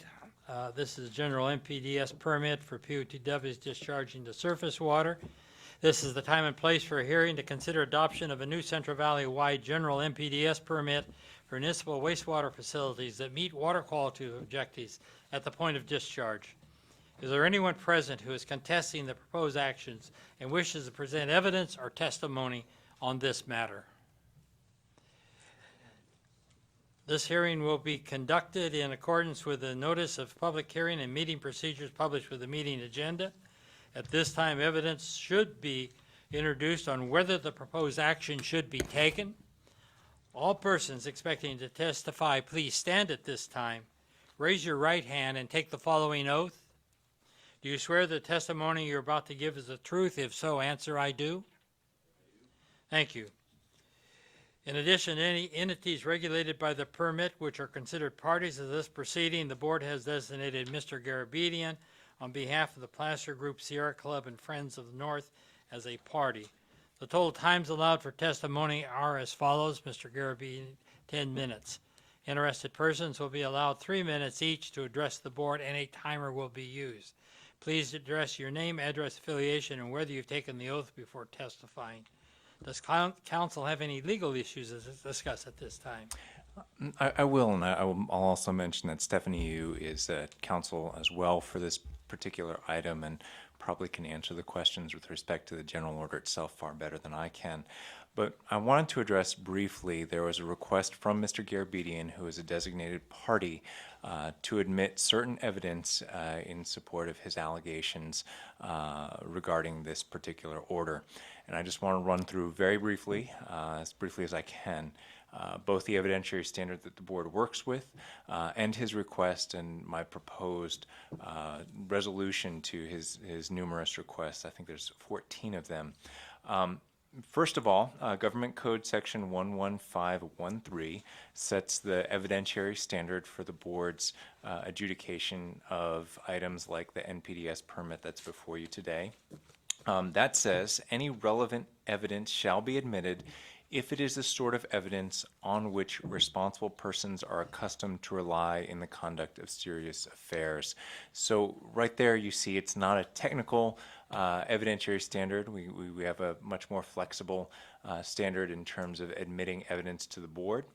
And Mr. Garabedian asks for a number of documents to be included by reference, and the standard for including evidence by reference is found in our California Code of Regulations, Title 23, Section 648.3, and that section basically says, public records of the board that are relevant to the subject of the hearing may be received in evidence as exhibits by reference, provided the original is in the possession of the board and the specific file folder or other exact location where it can be found is identified. The party offering an exhibit by reference shall designate the particular portions on which the party relies. So with those two rules in mind, let me proceed through Mr. Garabedian's request. Initially, he asks for a number of Public Records Act requests, one from July 21 to Wendy Wiles, one July 21 to Howard Hold, one July 21, another to Wendy Wiles, and another August 21 to Howard Hold. And lastly, one to Gil Vasquez of the State Water Board. The other requests are to the regional board. I don't see any problem admitting these particular records. I think they might be relevant to his allegation that there were either procedural irregularities or deficiencies in our order. Frankly, I think as has been responded in the response to comments and elsewhere, the board's procedures were legally adequate, but nonetheless, I would recommend that the board admit those Public Record Act requests into the evidentiary file for this particular matter. Very good. And if you like, I mean, we can do this as a bunch at the end. There's 14 of these, or we can do them item by item, or you can certainly ask any questions of me if you have any concerns as we proceed Certainly. through this. And before this board will make a ruling, we need input from the board members. First, I guess the first is, are you comfortable with doing these as Patrick has suggested as a group, or as he suggested as another alternative, doing them one by one? What is your pleasure? Dan, go ahead. How long does it take to do one by one? Yes. I wouldn't know. I mean, I think it could take about a half hour. Do we have all those materials in front of us? I can see Garabedian's comments, and that is what I'm going to go through on it as I go through this. so I'm looking at them right now. No, I'm not. I'm no. looking at His request was for admitting a number of pieces of evidence that may be in the board's files, and with respect to those pieces of evidence, if they're not in our files or if they're not specifically identified, my recommendation would be to not let those be admitted by reference, because frankly, some of the requests are fairly vague and some of them are specific, so I can certainly run through them all.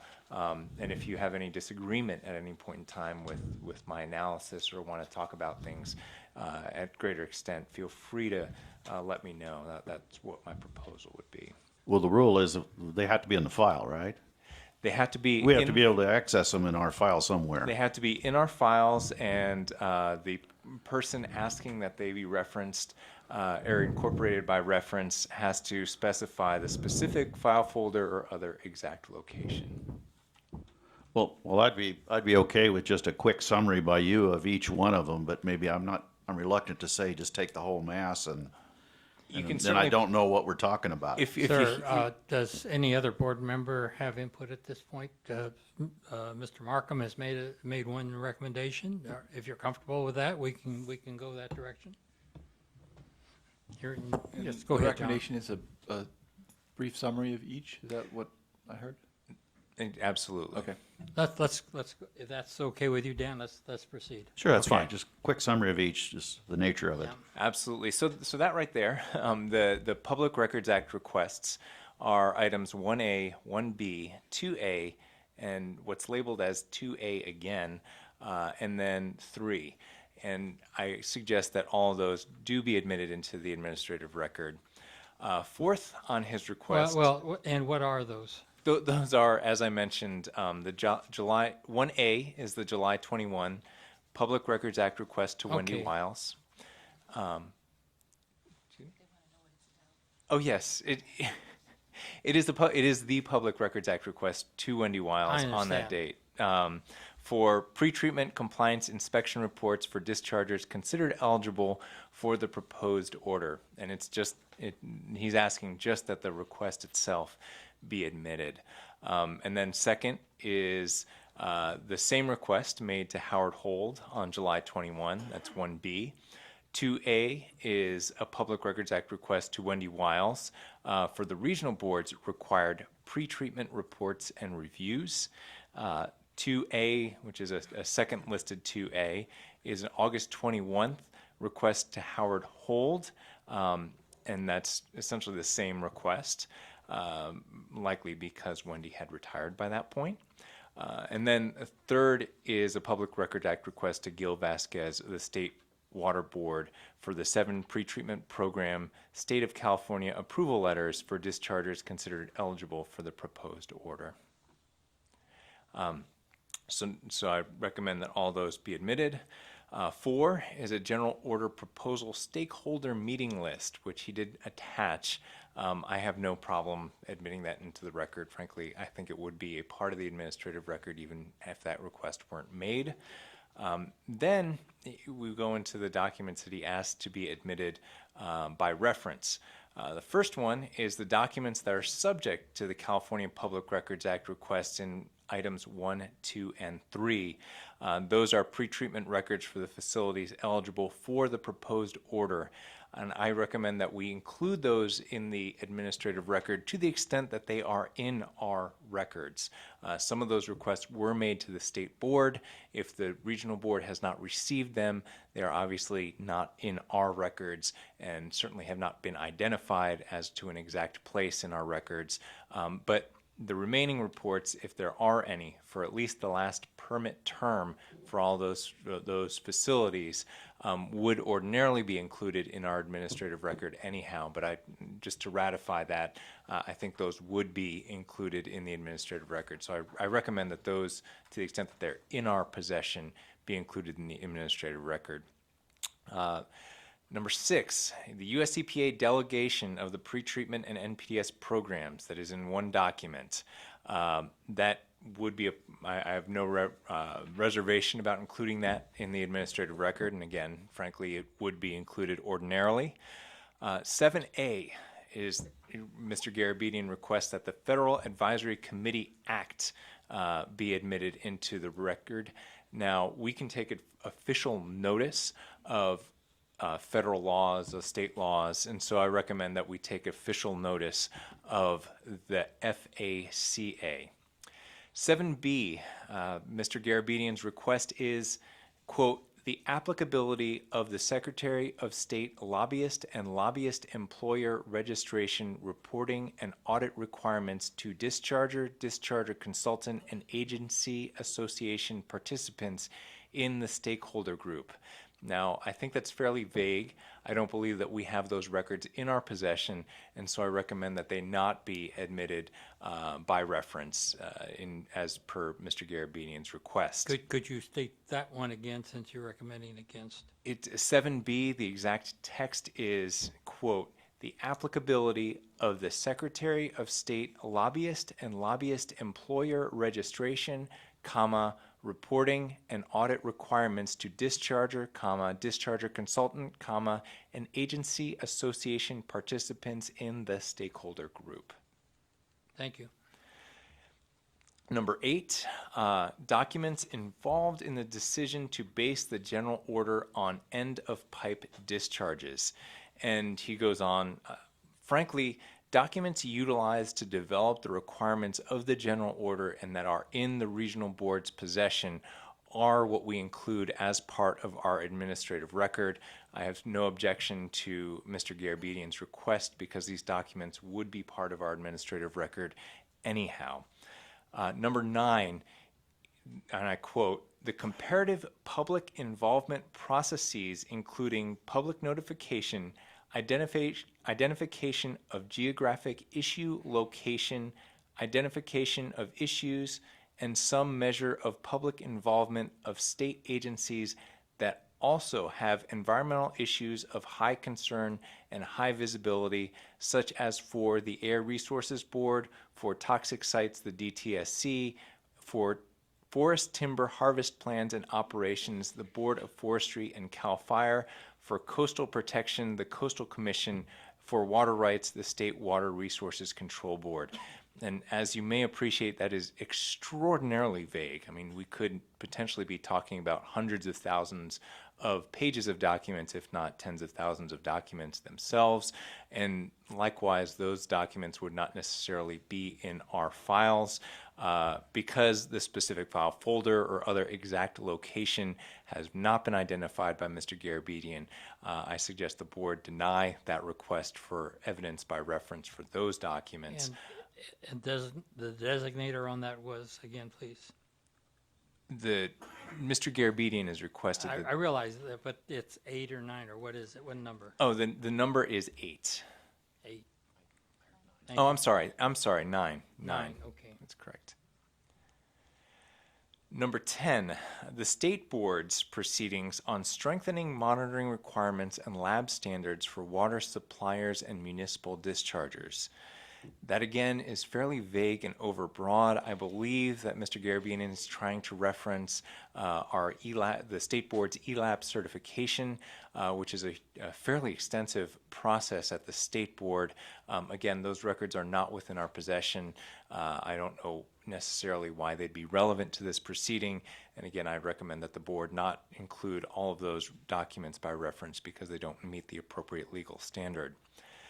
Number 11, and this is the last, quote, what would be required in discharger and water board costs, comma, staffing and current advance budgeting if the order is implemented, comma, a facility is then covered by it, comma, and a facility must later return to an NPDES permit.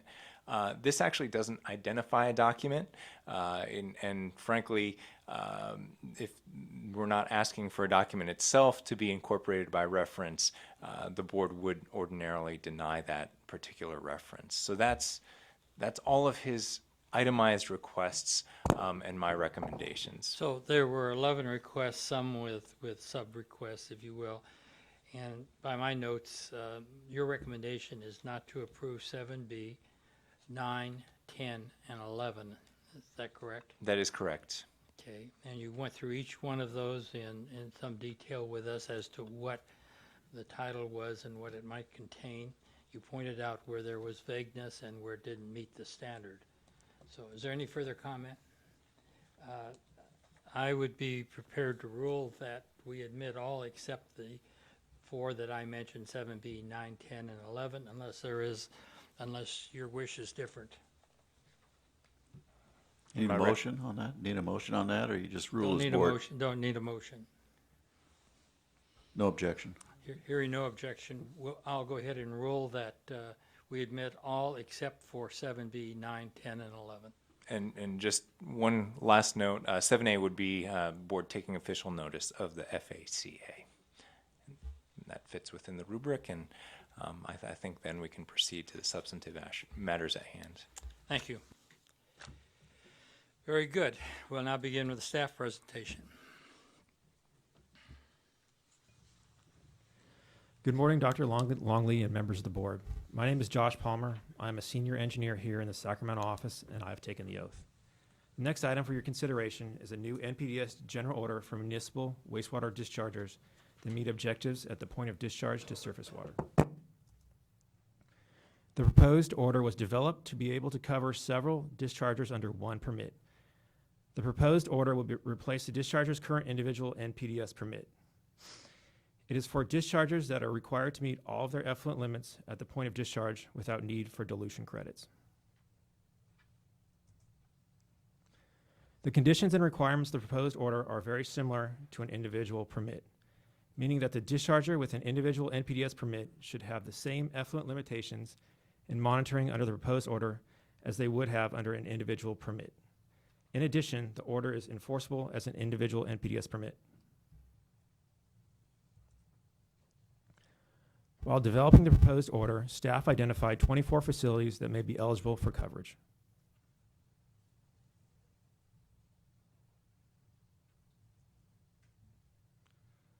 Comments were received from several of the dischargers that may be eligible for coverage under the proposed order. In addition, comments were also received from Joseph Gallo Farms, the Central Valley Clean Water Association, also referenced as Civiqua, and Mr. Michael Garabedian, who is representing the Placer Group, Sierra Club, and Friends of the North Fork, and is a designated party. Board staff has responded to the comments, and all of the comments commenters have seen the responses. Only Mr. Garabedian is contesting the permit. Before we go over Mr. Garabedian's comments, we would like to briefly review the major comments received from the parties that are not contesting the proposed order. Civiqua requested clarification on when a discharger is required to submit a notice of intent, or NOI, when their discharge is currently covered under another permit. Board staff added clarifying language through late revisions to clarify that the NOI would be not required until 1 year prior to the expiration date of their current permit.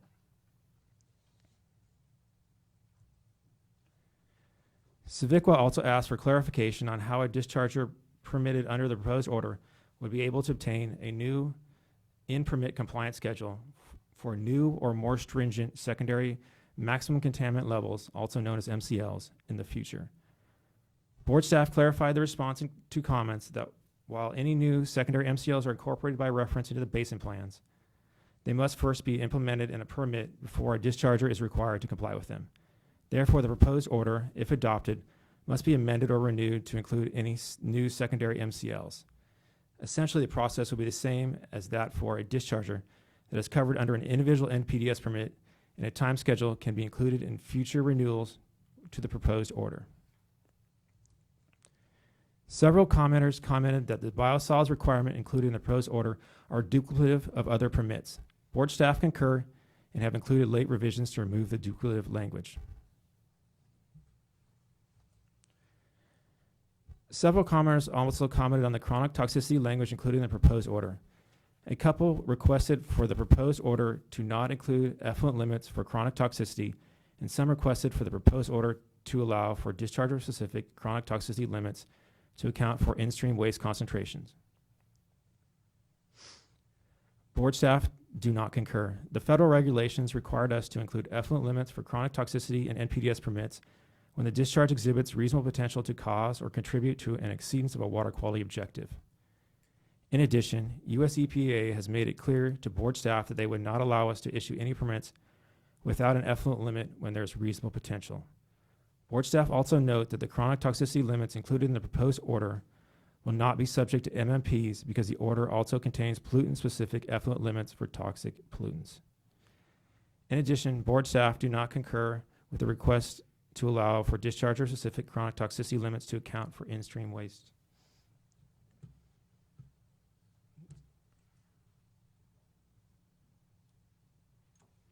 Sorry, it's a little long. In-stream waste concentrations because the proposed order does not allow for dilution. All dischargers must be able to meet their effluent limits at the point of discharge to be eligible for coverage under the proposed order.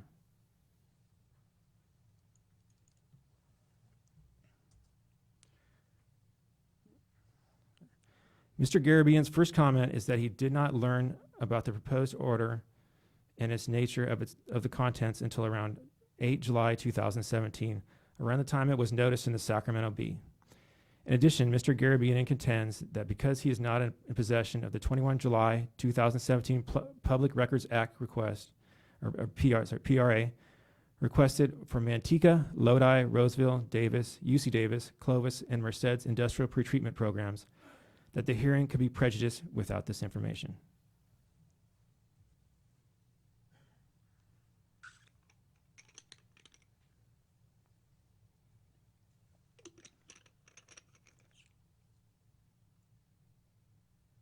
Board staff does not concur. Board staff conducted 2 public workshops regarding the proposed order on 1 February 2016 and 25 August 2016. Each workshop was noticed a minimum of 14 days prior to the workshop.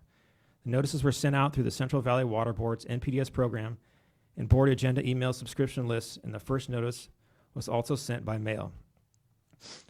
Hard copies of the first notice were mailed to the potentially impacted dischargers and any interested persons, including Mr. Garabedian, as a representative on file for Friends of the North Fork. In addition, Mr. Garabedian is a subscriber of the board agenda email list, and therefore, a hard copy and emails containing the notices for each workshop were sent to him. Board staff note that the proposed order does not change the current pretreatment requirements for the dischargers.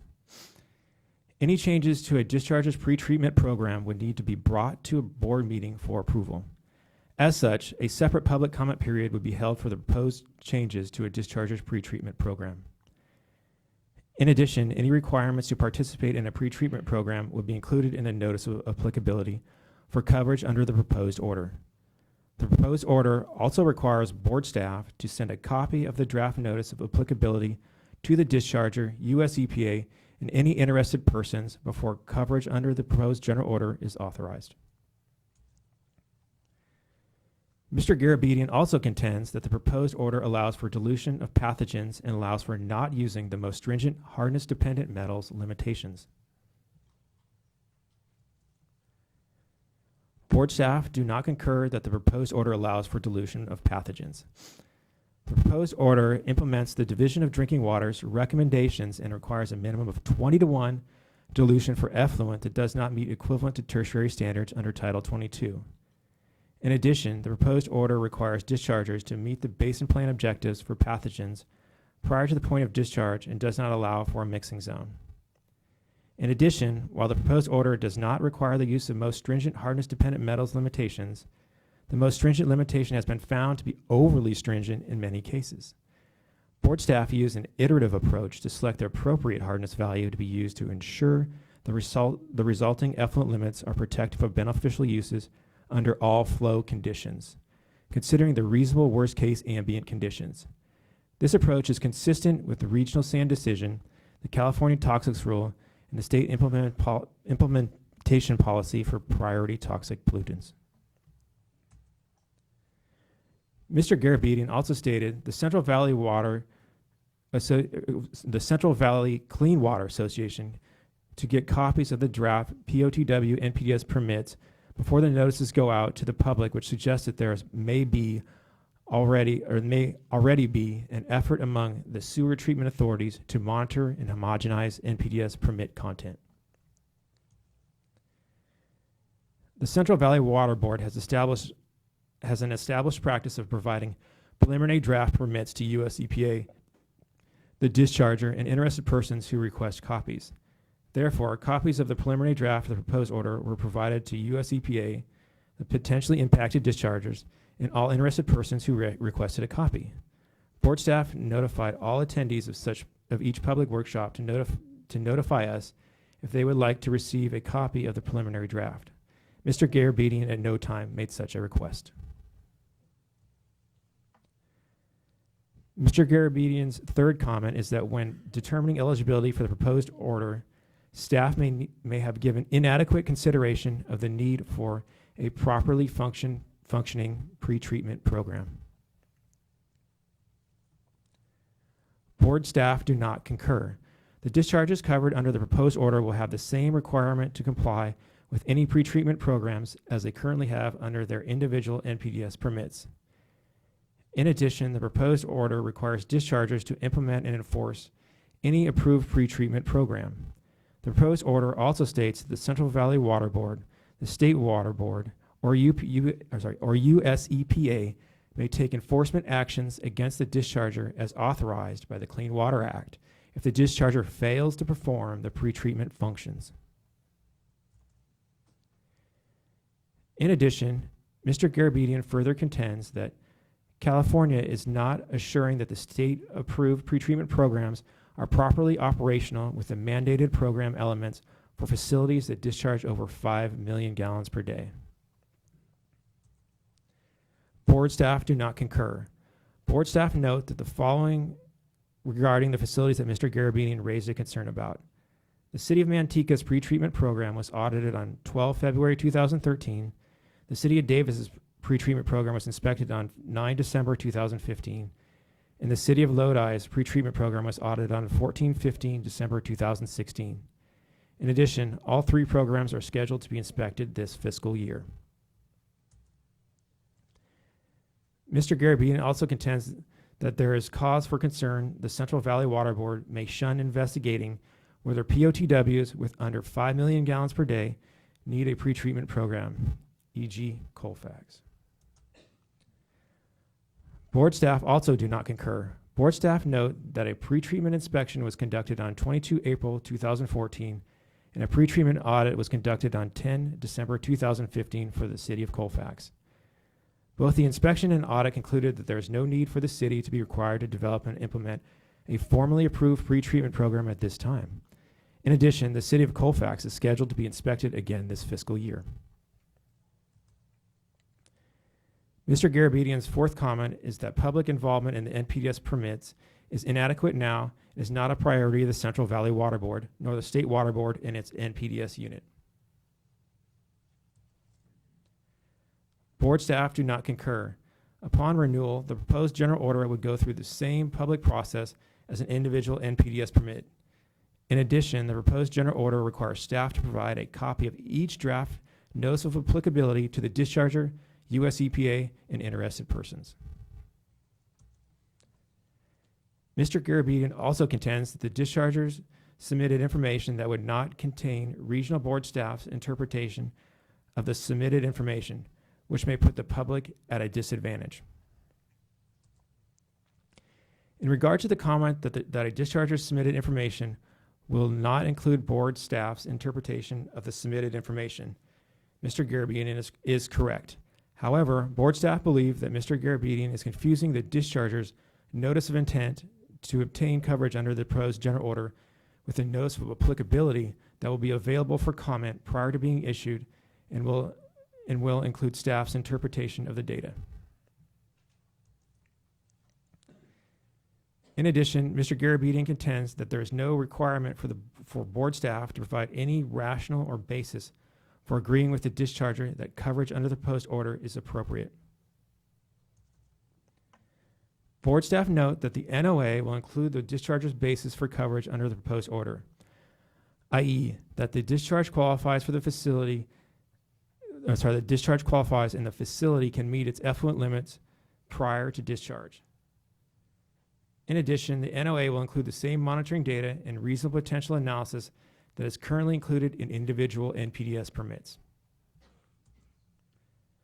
Mr. Garabedian also contends that the US EPA needs to begin its evaluation of public involvement in NPDES permitting per its Memorandum of Understanding with the State of California. Board staff note that US EPA attended the first workshop for the proposed general order. In addition, US EPA provided comments on the preliminary draft consistent with the Memorandum of Understanding with the State of California. US EPA also worked closely with board staff on sections of the proposed general order to address their comments. Board staff also note that the US EPA receives both a preliminary draft of all NPDES permits drafted by board staff and has an opportunity to comment on them in the associated public process. In addition, US EPA is here today in support of the general order and is available to answer questions. Mr. Garabedian's last comment is that the stakeholder group for the proposed order does not have any environmental group representation, which does not constitute a complete public involvement. Board staff does not concur. Public notice of the tentative order, the 30-day public comment period, and the hearing at which the proposed general order would be considered for adoption by the board was provided in accordance with the applicable federal regulations. Board staff also held 2 public workshops on the proposed order. And finally, approximately 29 environmental groups were notified of the development of the proposed order.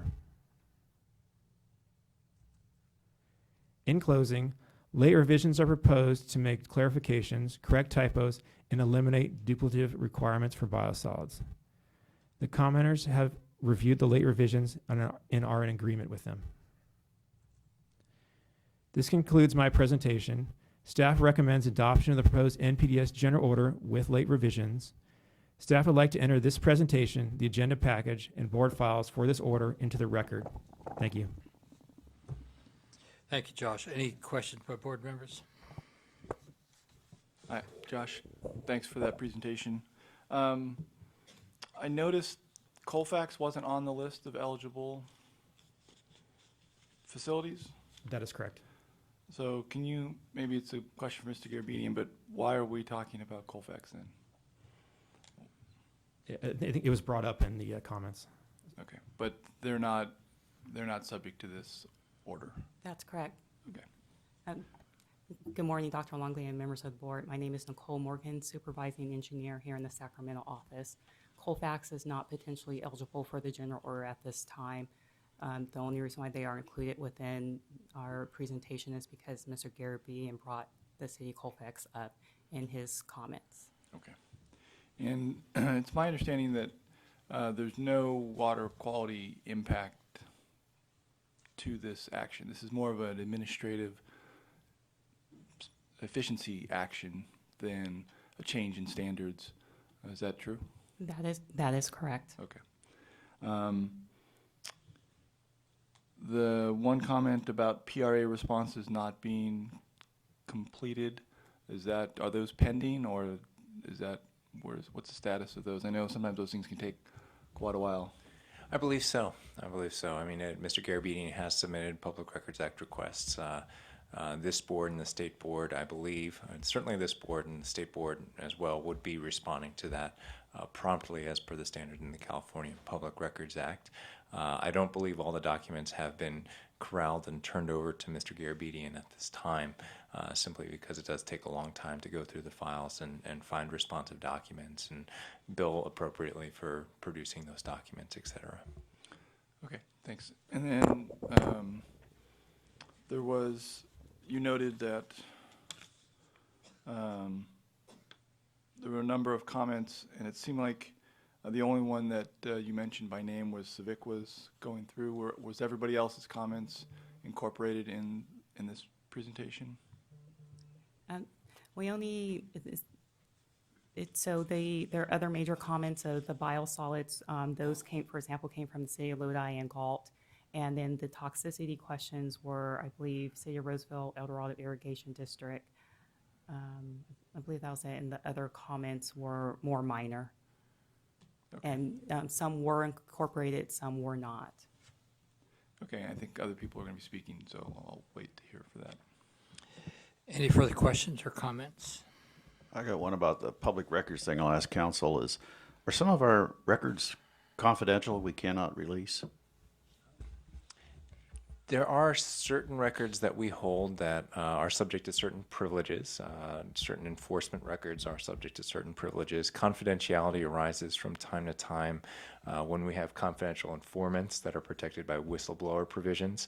And lastly, drafts and other documents that aren't normally retained per our document retention policy are not responsive generally, because those are drafts not maintained in the ordinary course of business. And lastly, there are trade secrets. Certain trade secrets we have in our possession, but we don't release pursuant to a Public Record Act request. However, I don't believe that any of the documents that we've found thus far really meet those thresholds. And so we would be disclosing just about everything that Mr. Garabedian is asking for, and unless we find, say, a memo from an attorney regarding one of the pretreatment inspections, would to board staff for the purposes of providing legal advice. That would be an example of a document that we would not release. But to my knowledge, and staff can opine if they've actually worked on this Public Record Act request, and I believe there's maybe other staff working on it, so I can't say one opinion one way or the other, but ordinarily requests for, say, pretreatment inspection reports and other public reports, there's ordinarily nothing privileged or confidential about those. So instead of going through a belabored process, a lot of times they can get records by just a phone call and. Yeah, we have a Public Records Act coordinator in all of our offices, and we will reproduce virtually anything at 10 cents a page, or if we have digital copies, the price of a DVD with those documents stored on them. So we are very transparent in how we keep the vast majority of all the documents in our files. I agree. I think we are very transparent. So the pretreatment inspections and audits are done through in this office, through our compliance and enforcement group, so they would maintain those. That said, our permitting staff coordinate with the enforcement group to make sure if there's any issues associated with those programs, it will be addressed through a permitting action. But so it's not this group specifically with the Public Records Act request.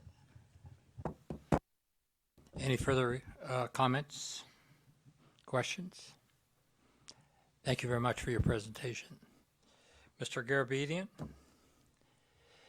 it is your time at the podium, sir.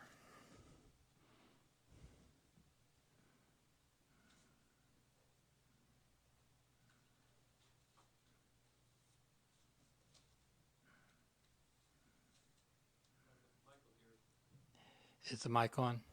Mike Garabedian. Thank you. Chair of the Placer Group, the Sierra Club, Executive Committee member on the Motherlode chapter. Before I start my comments, I have some. For the record, sir, I noted that you took the oath. I did take the oath. What is the procedure here? Is there, for me to cross-examine, do I do it from the audience, or is there? You can make a presentation, sir. He can make a presentation, and certainly he could cross-examine board staff if that's what your request is. So I would call them from here? Is that the idea? I don't know. Yes, you may. And it is subject to the same 10-minute limitation. The 10 limit, I hope we will be able to extend that if necessary, which we probably will. The NPDES citizen guide called Permitting an End to Pollution by the Prairie Rivers Network and other groups points out that if we don't keep a watchful eye on point source discharges, violations will be missed and uses of water will be threatened. In other words, the public needs to be involved in controlling pollution. I'm going to talk about individual permits versus the general orders. The individual permits trigger public notice, comment, and our chance to weigh in the regulatory process. They're site-specific. They can readily address details of a particular facility. Group the general orders, and then for local waterways, back on the individual permits and the local facility, it's much more specific for the individual process. General permits are area-wide, meant to cover similar operations to charging similar waste, which is not necessarily the case here. And the public is disabled by, for instance, having 3 or 4 permits involved in the same general order coming up. The Auburn and Roseville in the proposed listing of eligible POTWs should continue to be individual permits. Our involvement in Auburn began in December. We find it not very well functioning, and Roseville, because of this procedure, began contact with them about industrial pretreatment. We need those facilities and the permit coming up, the regular NPDES permit coming up individually. Basically, by putting these in a general order, that will diminish if our ability to participate in those permits in the normal manner, if not actually disenfranchise us. So we are requesting a number of things in this hearing: to continue the hearing, to reopen the record for public comment, especially the stakeholder process. We look forward to being involved in the stakeholder process, such as the one described this morning by Mr. Corey, David Corey, I believe. Public training and workshops on the proposal, and the EPA investigation we talked about, and the board adopting protocols that accomplish the FACA, Federal Advisory Committee Act here.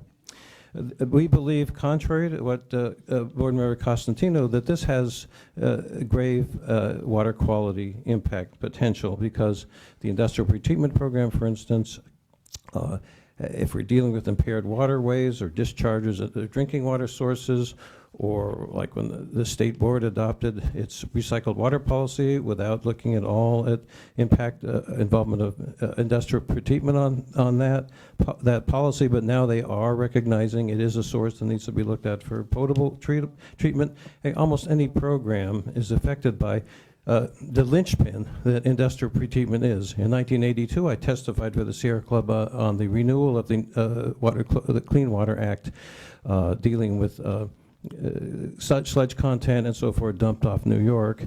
And the pretreatment is really the linchpin of that needs to be well managed. The end of pipe perspectives. We have our, well, to finish up on public involvement in this case is really a threefold matter. It's what's going on in this permit, the process of this board. It's also a question of neighbor involvement in their pretreatment plant, in their sewage plant. And it's the need to learn how to and be involved effectively in the NPDES process, which in my observation is not happening. The public is not involved. The end of pipe perspectives, we look at the priorities as different. You know, what is coming out of the industrial and commercial facilities at the end of their pipe into the sewer system as a focus. The fact that we have consumer products and prescriptions and even illegal drugs that enter the waterways from home dischargers, the problem of consumer contribution to issues in the operation of the plants. Purple pipes carrying water can generate internally antibiotic-resistant organisms and so forth. The discharge, the orders vary widely, as do question of downstream impacts, where there be no monitoring and so forth. I think it's important to enter. I worked on the implementation of New York City's industrial retreatment program and its 12 dozen POWs, as I remember the number. That meant I reviewed the proposed 2-volume initial document, was involved in that process all the way through to its approval, and then the North River Sewer Plant, NIPTE's renewal of that plant challenged the adequacy of the industrial retreatment program approval. And I think it's important to point out, to mention publicly what the industrial user, what the process of continuing but also starting a pretreatment project is. And I'll try to go through this very quickly using a industrial user classification from Tetra Tech that they did for Brawley. Of course, first you have to locate all possible industrial users, which might be subject. You need to check on the introduction, also any non-domestic. And of course, the significant user category, any categorical industries like electroplate are subject to national categorical standards, which are not necessarily being regulated in Placer County. In part because when it's needed, this board has a policy in the case of Community Service District Number 1, sending the effluent to the Lincoln plant. and we're concerned about, Colfax did have someone involved in the stakeholder group, and our concern there, the message there is that this board did not, as we had recommended, ask for an investigation of whether or not Colfax needs an industrial pretreatment program. Instead, as the city urged, they just investigated the one permit that the city claims it needs that actually shut down the sewer plant for 90 days out of the first half of 2015, Miller Coors Brewery. And 25,000 gallon per day wastewater, 5% organic loading, potentially to interfere and upset with the plant. And this process starts by identifying billing records, business directories, a variety, telephone directories, a variety of sources. And for instance, in Colfax, we identified in the local hazard mitigation plan 24 potential items that we can't get the board to recommend EPA to fund that investigation. You're searching for high water use, SIC codes, and so forth. And then an initial waste survey is done. And we call it chemical inventories, 4 diagrams. Suggestions are made to the people running it. They're contacted, and surveys are done. The surveys are tracked. And they might find they're not industrial users, or they have no discharge, in which case they don't require a permit. They may have little or no impact. And then those eliminated are notified, but others that may meet the requirements, it leads to site visits, and if they are required to have pretreatment standards or SIU permits, and not only that, of course, to look at their volume and approval. And then the permitting process comes, and ultimately the annual compliance inspections, which, as far as we can find out, have not been looked at as part of this process. So I will try to save time now for cross-examination and closing comments. And I would like to ask one question of staff at this time. Certainly, go ahead. And that is, to what extent were the compliance investigation report audits reviewed as part of the process of identifying the 20 POTWs that are recommended to be eligible for this? And before you answer that question, you're about out of time. I'll give you an additional 5 minutes. Thank you.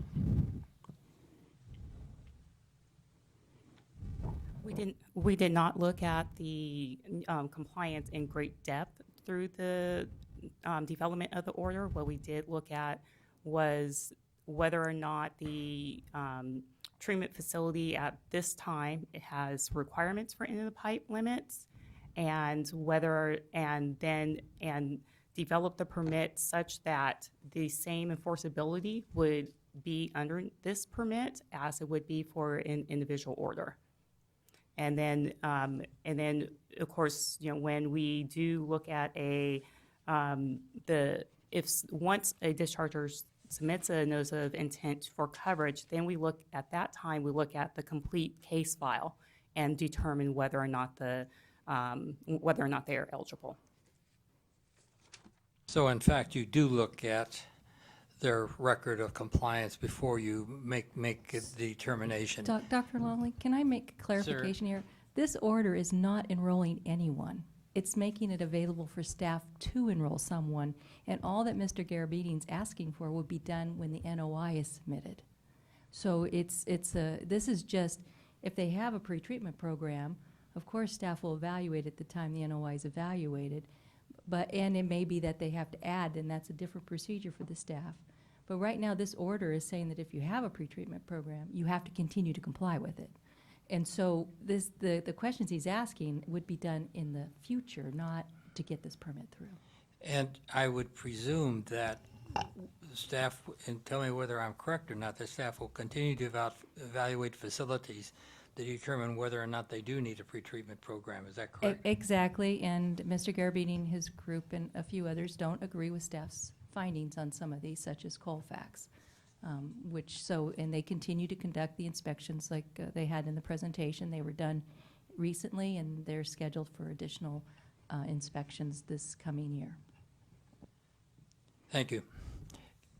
Go ahead, proceed, please. Well, our general concern there is that the industrial facilities, even food processors, you name it, should be regulated by either significant industrial user or categorical standards. And as near as we can tell, that may not be happening, and that's why we've asked to look at the audits, and that we think they should have been looked before in this process. I'm glad to know they will be looked at later. But anyway, at this point, I'd like to reserve more this time for later, depending on what is next on your agenda. Thank you. Thank you very much, Mr. Garabedian. Before you leave, any questions from board members? So I'm not sure who to direct this question to, whether it's staff or Mr. Garabedian. Mr. Garabedian, I'll ask you, I guess. Is your worry that instead of a resident of Roseville, just to pick a city, getting a notice saying their wastewater treatment plant is up for renewal, that they're going to get a general order notice and it's not going to resonate with them and they're going to miss the opportunity? Is that the worry, that somehow when you aggregate you lose the specificity? Because it sounds like the same process is occurring. It's just, it sounded like your worry was notice and whether, you know.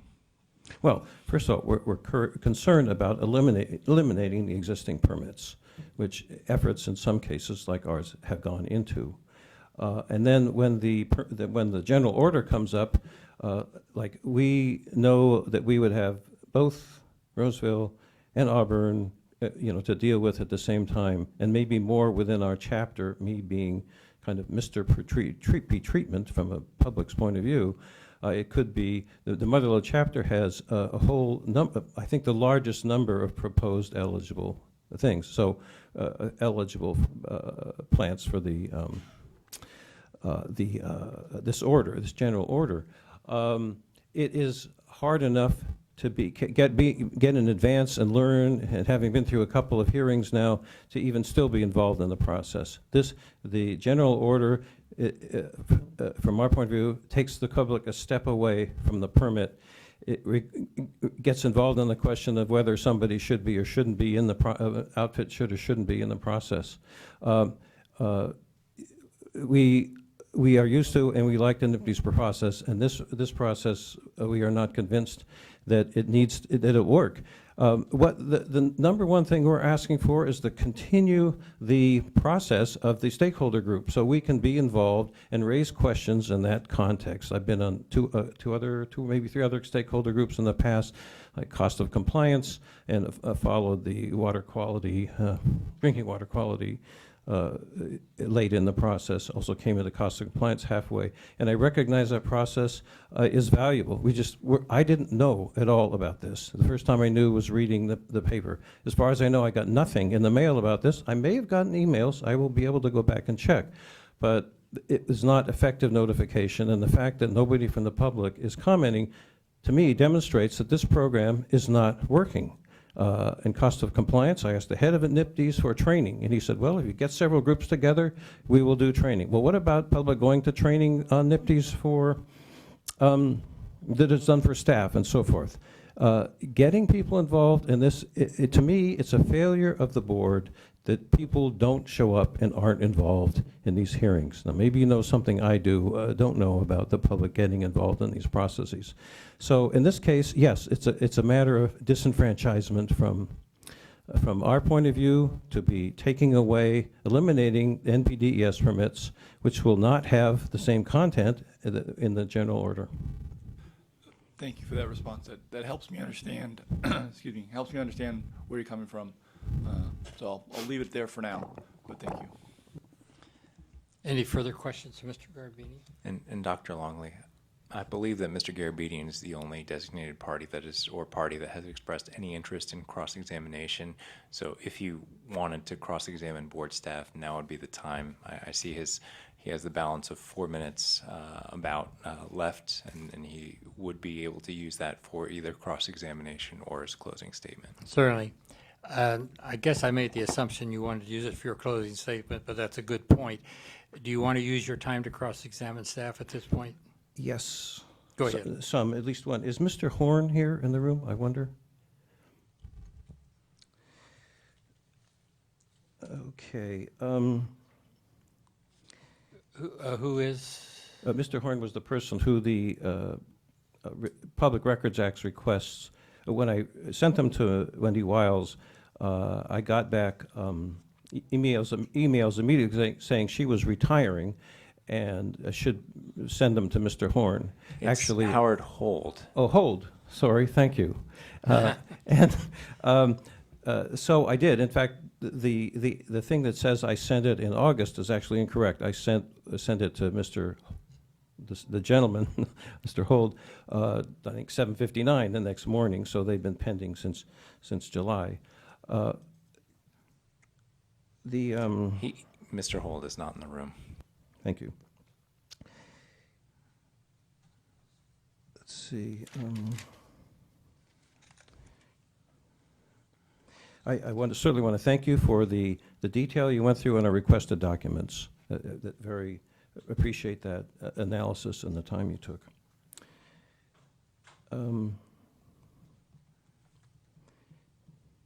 Well, I'll describe what I expected to do as closing comments, and then if you don't mind, I would just like a minute to sort of collect myself and come back for a minute or two.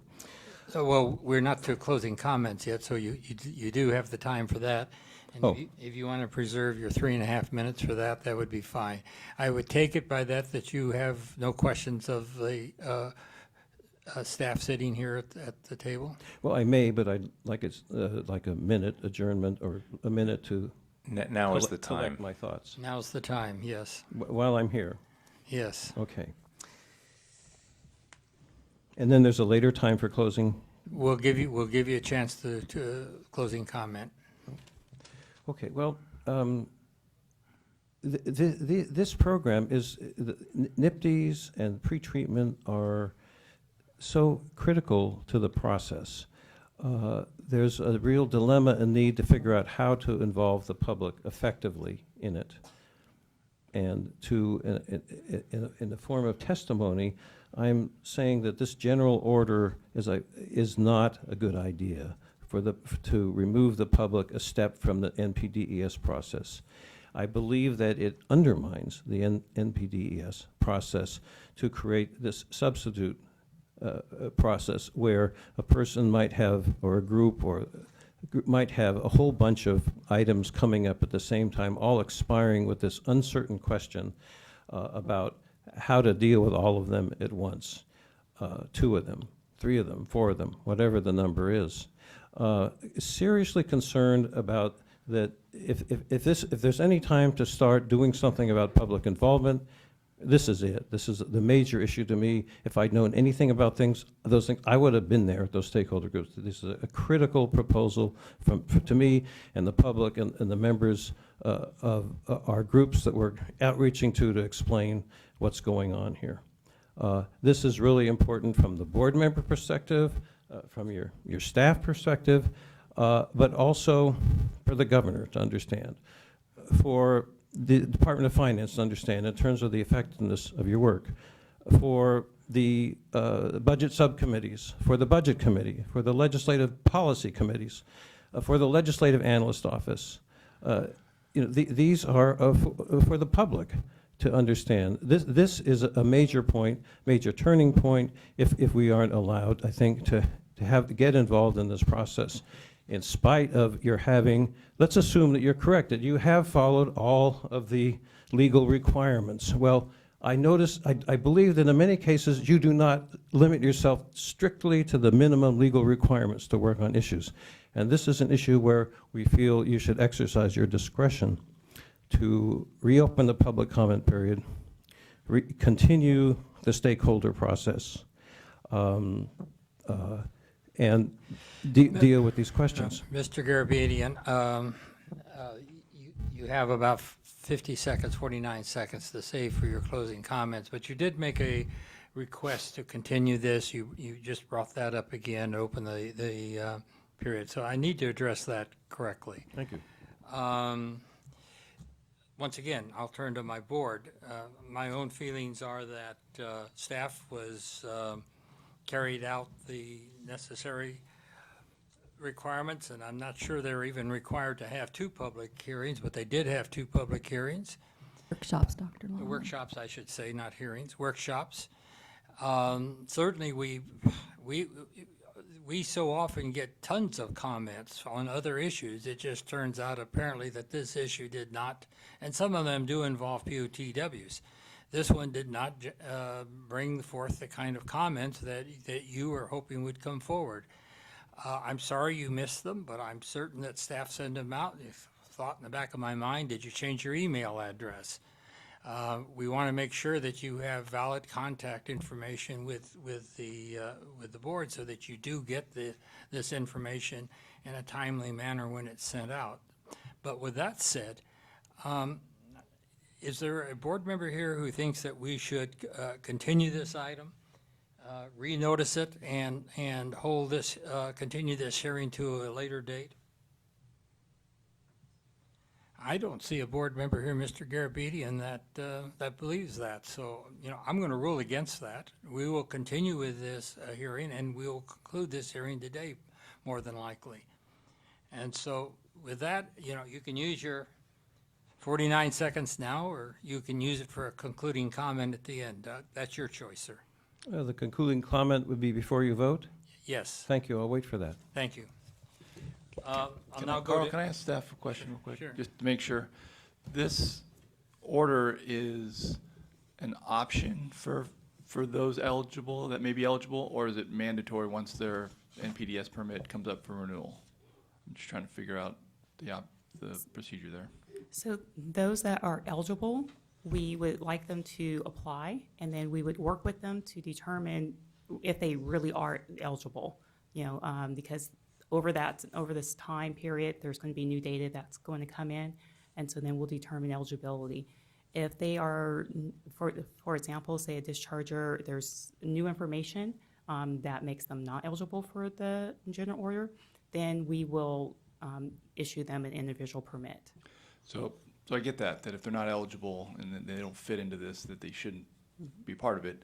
But is it their choice? Or if they meet the eligibility criteria, do they get pushed into this program? Yeah, we've done this to try and help with administrative efficiency.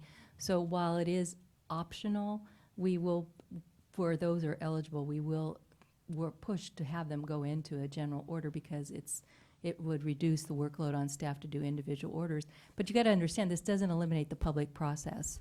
The NOI is received, it's equivalent to a report of waste discharge, the information will be used by staff, and then the NOA, the notice of applicability, cannot be issued until it receives public comment. And if there is a public comment at that time, it could actually even warrant having it come to the board for ultimate approval if that's what's required in order to move it forward.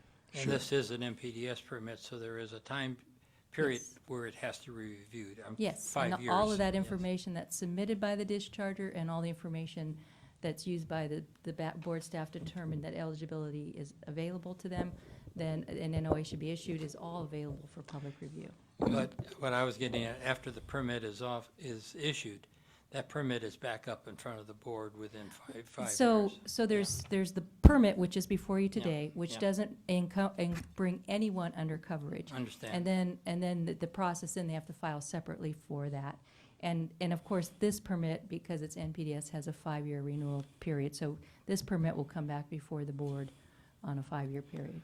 So I do have questions about, or concerns or comments. I hear what Mr. Garabedian is saying, that previously they would have several bites at the apple for each facility, and now they may have one bite for 5 facilities if it comes up. If that's no. So if that could be explained to me, that would be helpful. Each permittee, the general order is the one, but those who are enrolled in it, if I'm correct, I'll let the legal correct me, but it's not automatic they're re-enrolled. There would have to be a process for a new NOI filed for coverage. It's not automatically continued. But then once But they're, let me have Stephanie address that. and then once they're in, so 7 or 8 years from now when this comes up, is it all at once again? Once In- we in five- shift it- in 5 years, In they'll 5 come up, years, yeah. there might be half of these that are in, and then in the next 5 years, maybe they're all in at that point.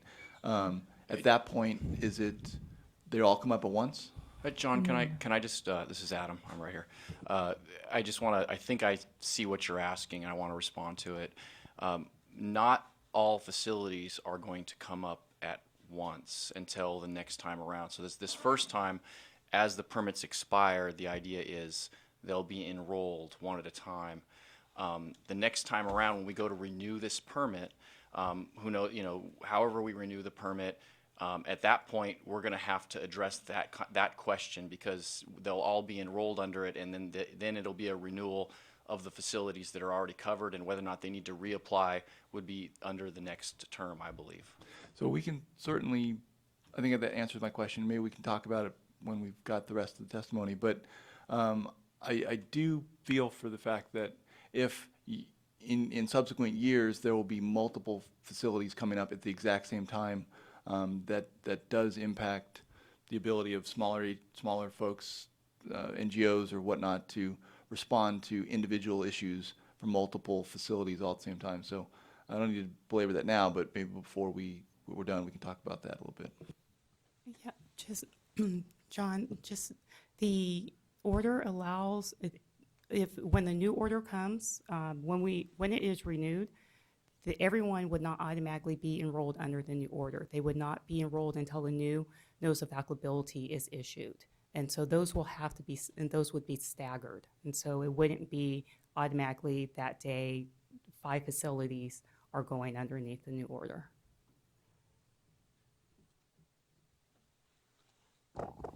Thank you. Any? Carl, just on Yes, sir. process. Yes. The next, we're going to have public comment, and then we're going to have Mr. Garabedian's closing statement and staff's closing statement. That's correct. Okay, thank you, Mr. Garabedian. Dr. Michael Bryan? Thank you. Ryan Becerras?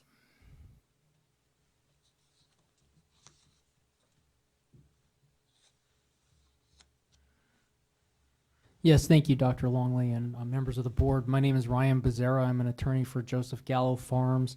My business address is 1011 22nd Street, Sacramento, California. This will be somewhat of a summary of our comment letter and a response to the staff's response, which we saw yesterday. Gallo Farms, for many years, decades, has received City of Atwater's wastewater onto its Santa Rita Ranch. Atwater's current wastewater facility was constructed directly across the street from Gallo's property so that Gallo could receive, and that was the place for Atwater's wastewater to go. It's tertiary treated wastewater. The current permit that Atwater has, which has expired as I understand it at least, recognizes the hydraulic connectivity through Gallo's property, through Bear Creek, down to the San Joaquin River. And so our concern with the general permit, the fundamental concept of which is that it is end-of-pipe permitting, is that an end-of-pipe permit would potentially upset the contractual and permitting arrangements that have existed between Gallo and Atwater for quite some time. The existing permit, by recognizing the connectivity, allows Gallo to use the water. It also allows Gallo to potentially move, and they have moved this water to the federal wildlife refuge, which is located on Bear Creek between Gallo's property and the San Joaquin River. So we submitted a comment letter where we requested a one sentence amendment to the general permit that if an existing permit has an extension of beneficial uses downstream, that the general permit as it applies and replaces that individual permit would also reflect that hydraulic connectivity. Staff's response, and we appreciated the staff's response, they were sensitive to the issue.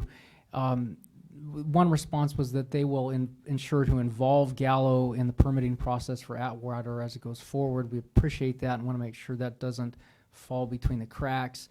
But the theory, staff proposed to reject our amendment on the theory that, as I understand it, well, beneficial use changes take a lot of time and effort, and there's a lot of public process associated with a beneficial use permit change anyway. Our concern is that we're not talking about changes to beneficial uses.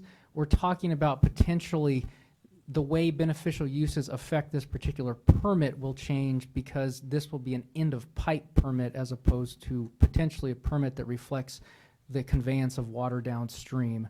So what we'd request is that the board accept our proposed one-sentence amendment to the general permit, and then we figure out exactly how to make sure that Gallows is involved in Atwater's process, because I imagine that will have to come up very quickly if Atwater's permit has already expired. Dr. Longley, can I ask you, I'm sorry, sir, but I forgot your name, but. Sure. Ryan Becerra, yeah. When you're referencing end of pipe, it's not meaning that the water ends at the end of the pipe, it's the quality of the water that must be met at the end of pipe, and that's all that means by the end of pipe reference, is the quality of water. So some of our dischargers are allowed to discharge into water bodies and then get dilution in that water body. Yes. And so that's not an end of pipe. In this regard, an end of pipe is that they are meeting the most stringent requirements at the point they discharge into the water body. That's all that's implying, is the quality of the water. Has No. nothing to do with the movement of the water. No, I understand that the point of the permit, and I think it's a laudable effort by the regional board to try to streamline your permitting of certain classes of plants. I mean, I understand the point that the end of pipe is to recognize that the discharge complies with water quality requirements right at the point of It's discharge. not affecting the use of that water.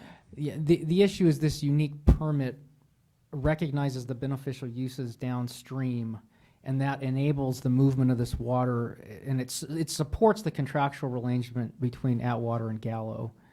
There's nothing in this order that would stop that from happening at all. And perhaps it's the language in the text itself, which says that the notice of applicability from the executive officer shall specify the specific beneficial uses applicable to the receiving water, and Correct. that's what you're commenting on. And I think the kind of term of art there is those beneficial uses. It sounds like we're specifying the beneficial uses in that letter. The beneficial uses are actually delineated in the basin plan. Those will not change regardless of this additional language or not. And so I think that's how, and we can't change the beneficial uses through those letters or through the general order itself. No, I don't know if I understand that. The point is, as you said, if the permit is premised on the concept that you are satisfying the beneficial uses at end of pipe, in this particular situation, the permit recognizes a whole string of beneficial uses downstream. Yeah. And we don't want to lose that in converting from an individual permit to a general permit. Certainly, and I think that I appreciate the clarity you're bringing here.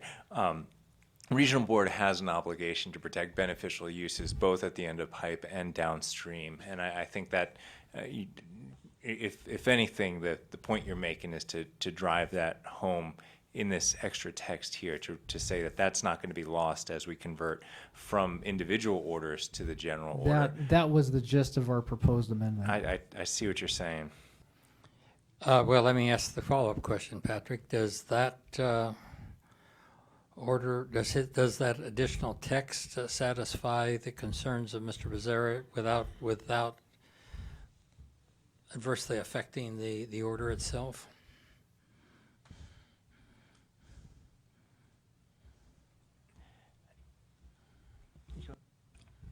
This is Adam. I'm looking at the text right now, and the only concern that I would have is that the process that we would go through in the permit would be, staff would, just like in an individual permit, we'd look at the basin plan, we'd say what beneficial uses apply, just like we would in any other permit. And so this basically says for all the permits, the text is saying, if coverage under this permit replaces coverage under an existing individual permit, then the beneficial use is specified in the existing permit shall be carried over. My only concern is over time, if a beneficial use were to change for one of these facilities' water bodies, we would be locked to trying to carry that over or changing the permit.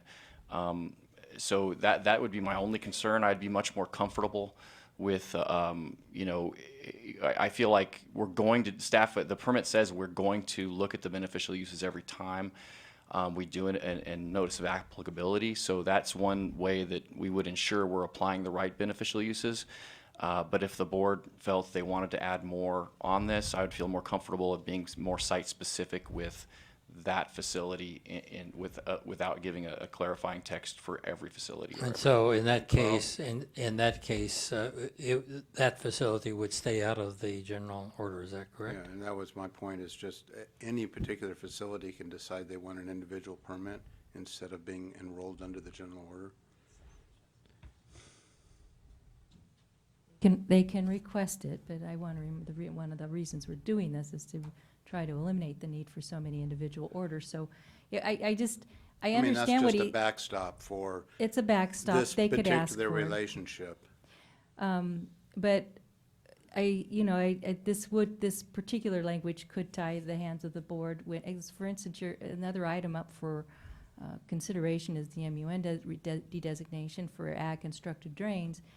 I don't know if that's applicable here, but saying this, then if that de-designation should take place, then if they have an MUN and that is one that would be de-designated, the order would require us then to continue to hold it over. Yeah, I don't want to change the language of the general No. order. I understand he's concerned, but I don't think changing the language will help address it Well, anymore. I'm just saying, if they come down to their permitting and they are really concerned, they do have the option to decide this is just too restrictive for the relationship we have between Gallo and Atwater, and we're going to have to ask for an individual Well, permit. just They like- will have that option. They'll have the option to appeal to the AEO, to the EO, and to the board to have staff add that use in. And Well, and no, if that fails, then we we're can do an not individual talking- order. We're not talking about adding language in. We're talking about, and I concur with Bob No, entirely. I mean as the NOA. If we have if his concern are they want to retain their uses, and board staff comes out with an NOA that doesn't include the uses they want, they can appeal to Adam, to me, to the board, to have staff adjust the NOA to include it. So there's many remedies for the discharger as opposed to adding the language to this specific order. And in the end, I would think any discharger should have, if they feel there's a legal basis for it, certainly, to retain their own individual permit. Yes. They would have to make the case why it's absolutely necessary, yeah. Could I ask a clarifying question? Maybe it'll help resolve this. The staff's response to comments indicated you'll deal with this through the NOA, notice of applicability process. Can you provide some explanation as to how that would work exactly? How we would participate? It's a little murky to me what that process looks like at this point, and perhaps if that's clarified a little, that can work through this. Oh, yeah, okay, you want to take that? If I could, I mean, I think the staff's response, essentially is that you've got the basin planning process on one track, and you have the permitting process on another track. And I think staff's concern and what Adam expressed, it's really that shall be carried over language, that the beneficial uses from the old permit have to be carried over to the new permit, is really something that we can't quite do because the basin plan could potentially change in the interim for some of the facilities affected by the general order. And I think staff's comment is, frankly, what you have at Gallo is an existing beneficial use. And so changing an existing beneficial use in that water use designation, that water body, is exceptionally difficult, if not impossible, to do through the basin planning process. So those beneficial uses that are downstream of the Atwater discharge will stay the beneficial uses that are downstream of the beneficial of the discharge, regardless of what we do with the permit. And the issue is that the existing permit the permit itself recognizes the flow of water all the way to the San Joaquin River, which provides a certain amount of regulatory coverage for operations between the discharge and the river. And so the fundamental concern is if you have end-of-pipe permitting, what does that do to the regulatory coverage between the plant and the San Joaquin? And I think the point that I think we're trying to make, and we're trying to convince you one way or the other, is that when we're talking about end of pipe, what it means is that chemical constituents, as they leave that pipe, must take into account all those beneficial uses as it extends, frankly, to the bay outside of our region, so regardless of whether that language is in there or not, we do have a mandatory obligation to protect the beneficial uses by the permit regulations that we put at the end of pipe. So those beneficial uses downstream would still be protected under the general order. The point of discharge and the receiving waters would be defined in the NOA. So, okay. Okay, so the end of pipe only refers to the quality of the water. The description of the receiving waters would still remain in the NOA, and unless you change that, it will contain Well, the and same description that you have now. And just to be clear, we're not the discharger. That's the issue. The city Well, of I mean, Atwater. okay, the city of Atwater, I'm sorry, you're right. Yeah, we're the people who receive the water. Unless so the city of Atwater asks to change their method of disposal or point of discharge of the receiving water, we won't change that. They're being authorized to discharge, and then we identify the downstream waters that need to be protected. Okay, so if I could summarize, and correct me if I'm wrong, it sounds like what you're saying is that basically the description of the receiving waters and beneficial uses in the individual permit, you anticipate those will be translated over Yeah. to the NOA eventually. That's what you're saying. Not eventually, it will be It when will it's be, done. yeah. Okay. Thank you. Okay, And, sorry for and the what I confusion. was trying to say is just that I think there's enough flexibility in this, the way it's worded, to address your concerns, but ultimately, if you feel there isn't, you can go in a different direction with that water to protect your interests. That's all I'm trying to say. Yes, I would hate to, Yeah, I would hate as it the too, and I don't landowner, think it push makes the sense. city into saying you have to get an individual permit. That would be a tough thing to do. Yeah, I mean, the whole point here is to ease the process, I think, not just for our board, but also for the POTWs that we work with. So, but I think it's always important to have an off-ramp for special circumstances. So I think there's enough flexibility here to address Atwater and Gallows' concern, and I think it's a beneficial use for use of water. But I just want to make sure there is that off-ramp should people change. And Thank you. if I could just thank you for your patience, it's one of those things where I know we're an agency that strives as much as possible to make our regulations and rules and permits as accessible to the public as possible. We still have a whole handful of terms of art, whether it's beneficial uses or end of pipe, that certainly require a little bit of explanation, and we value you being here, protecting your client's interests, and just want to reiterate our commitment to protecting those beneficial uses through this permit as well. No, I appreciate that. So I think it's important, and I think one of the problems we're seeing today is confusion on what we mean by end of pipe, not only with your testimony, but with other things we've heard in the comments and so forth. But I do concur with Board Member Schneider's desire to see an off-ramp if there's an issue that comes up between a city. By the way, this is important for the city of Atwater too, that water receives the beneficial uses that Gallo subjects it to, and that happen downstream of the treatment plant. Thank you, I So, appreciate it. Thank you very much. I have a card from Melissa Thorne.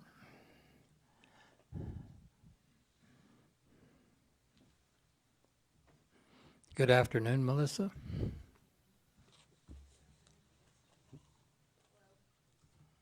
My name is Melissa Thorne from Downey Brand. I'm actually here today on behalf of the City of Tracy because of the precedential language that could come in here that could translate into other permits that come after this permit.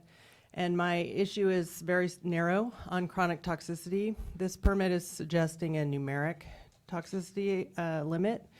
And there have been 4 state board orders, 2 of them in 2003 that I worked on for Los Angeles County Sanitation Districts. They're 2003, 0012 and 13, I think, where permits were appealed to the state board that had numeric chronic toxicity limits in them. And the state board said, take those out, put in a narrative toxicity limit with a trigger, which the permit does have a trigger in there for people that don't have reasonable potential.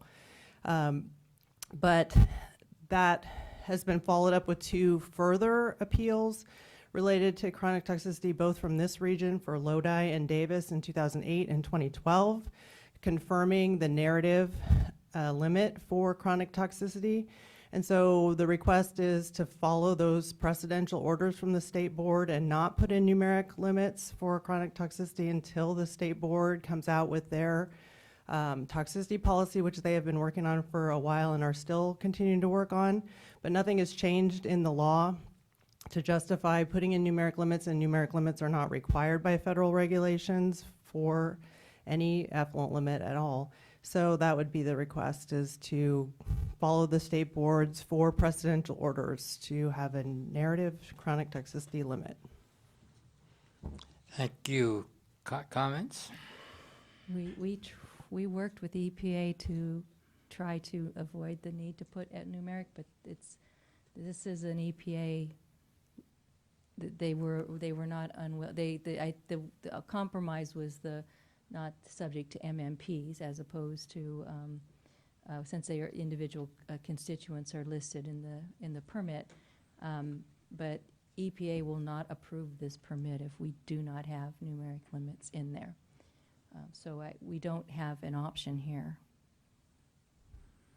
We worked a lot with EPA all the way up through their management on this, and they were not bending on this at all. You got a lot of time left, Melissa. So we have 2 cases against EPA right now on this issue, one in district court for a different issue related to the test of significant toxicity, which thank you for not putting that in these permits. And then one is on objections to permits. EPA objected to limits in Los Angeles based on, they said they had to be numeric and they had to be daily, which neither one of those things is required under federal regulations. We have a case that just went through the Ninth Circuit. We're contemplating taking that to the U.S. Supreme Court because of the fact that there's already a case sitting at the Supreme Court but from the Sixth Circuit, where EPA in that case argued that the circuit court should have jurisdiction over these types of cases. And in our case, they argued exactly the opposite. So it's a very interesting issue, and EPA is pushing the envelope, and they have objected, and we've pushed back on that. So that's where we are right now. We would love the regional board to stand up to EPA, and we will back the regional board if EPA does object. Comment? Can I Yes. just say something? There's not an if EPA does object. According to the MOU that we have with EPA, they can object, and they did object. And if we want to get a permit approved, we have no other choice but to go this direction. So the choice we have is to not adopt a permit or to go with the toxicity limits. We do have an EPA representative here, Peter's last name just went flying out of my brain. Gazelka. He's here, and he can speak to EPA's position on this. And I think he can also provide testimony that we do push back on EPA quite a bit. And we did on this one as well, and we've come to this compromise with them. Are we talking about these tables 7A through 9F in the draft? Is that what we're talking about, the limits? I'm going to need to look at it really quick. Oh, okay. If I'm just Peter's up here, I wouldn't mind hearing from EPA directly. Yes, is Peter Gazelka, is that the last name, in the room? Well, my follow-up on the question about the tables is the origin of the limits, too. Peter, you didn't give us a card, but it looks like you were ousted, and we would like to hear from you on this issue. And first of all, thank you for being here. Did you take the oath? Yes, I did, sir. Thank you. Peter Kozelka, U.S. Environmental Protection Agency, Region 9. For those of you new members of the board, I'm the permits liaison to this water board. Every permit that you all produce goes through me as well as my supervisor. So, yes, we were involved with reviewing the pre-notice preliminary draft, which goes to the dischargers and goes to me, as well as my boss. We, as a result of that, had some negotiations with Pamela and Adam and members of staff related to the content. And essentially what we were trying to say to them in those negotiations was, don't come out with something in a public notice version, meaning that everyone gets to read, unless it's going to be acceptable to EPA. Typical, every single permit kind of gets that kind of stuff. Not all of them get into negotiations, but it gives you the background of what's going on in terms of a pre-notice public draft. Can I have a specific question that you'd like to ask to me? I think they were stated by Adam. I think you've covered part of it already. I take it, I think it's stated in the letter from EPA that you do support the this particular order as it's now written. Is that correct? Yes, sir, that's true. And you are in this whole issue of putting a number of dischargers under one permit. It would, by the fact that EPA is in the fact that EPA is in line with this permit, has approved this permit basically in its present form, that is not of concern to you. And I would presume if it is not of concern to you, it's because that you believe there is sufficient oversight of the dischargers. Is that correct? That is correct. I think the question, though, Carl, is if we use a narrative standard, is that okay with Yes. EPA, or Thank do you. they require a numerical standard? We are asking you to include a numerical wet whole effluent toxicity standard in this permit. We have asked you to do that in other permits in the past. We are asking other regional water boards in the state to include numerics. And for the your staff, including the senior management members, can describe the state board process for the toxicity plan and what's coming forth in that. But the other, I just want to say one more thing. In a way, I didn't write a letter in support of this because we had worked out everything prior to. And that doesn't mean that we don't support it, it just means that it's been accepted by us. Well, you have to And- see the final product before you. Yes, and I'm trying to emphasize, which I'm Right. sure you all agree with, really what happens is if they come up with something we don't like, we issue an initial objection, and then we try and work things out. That's kind of Yes. the point.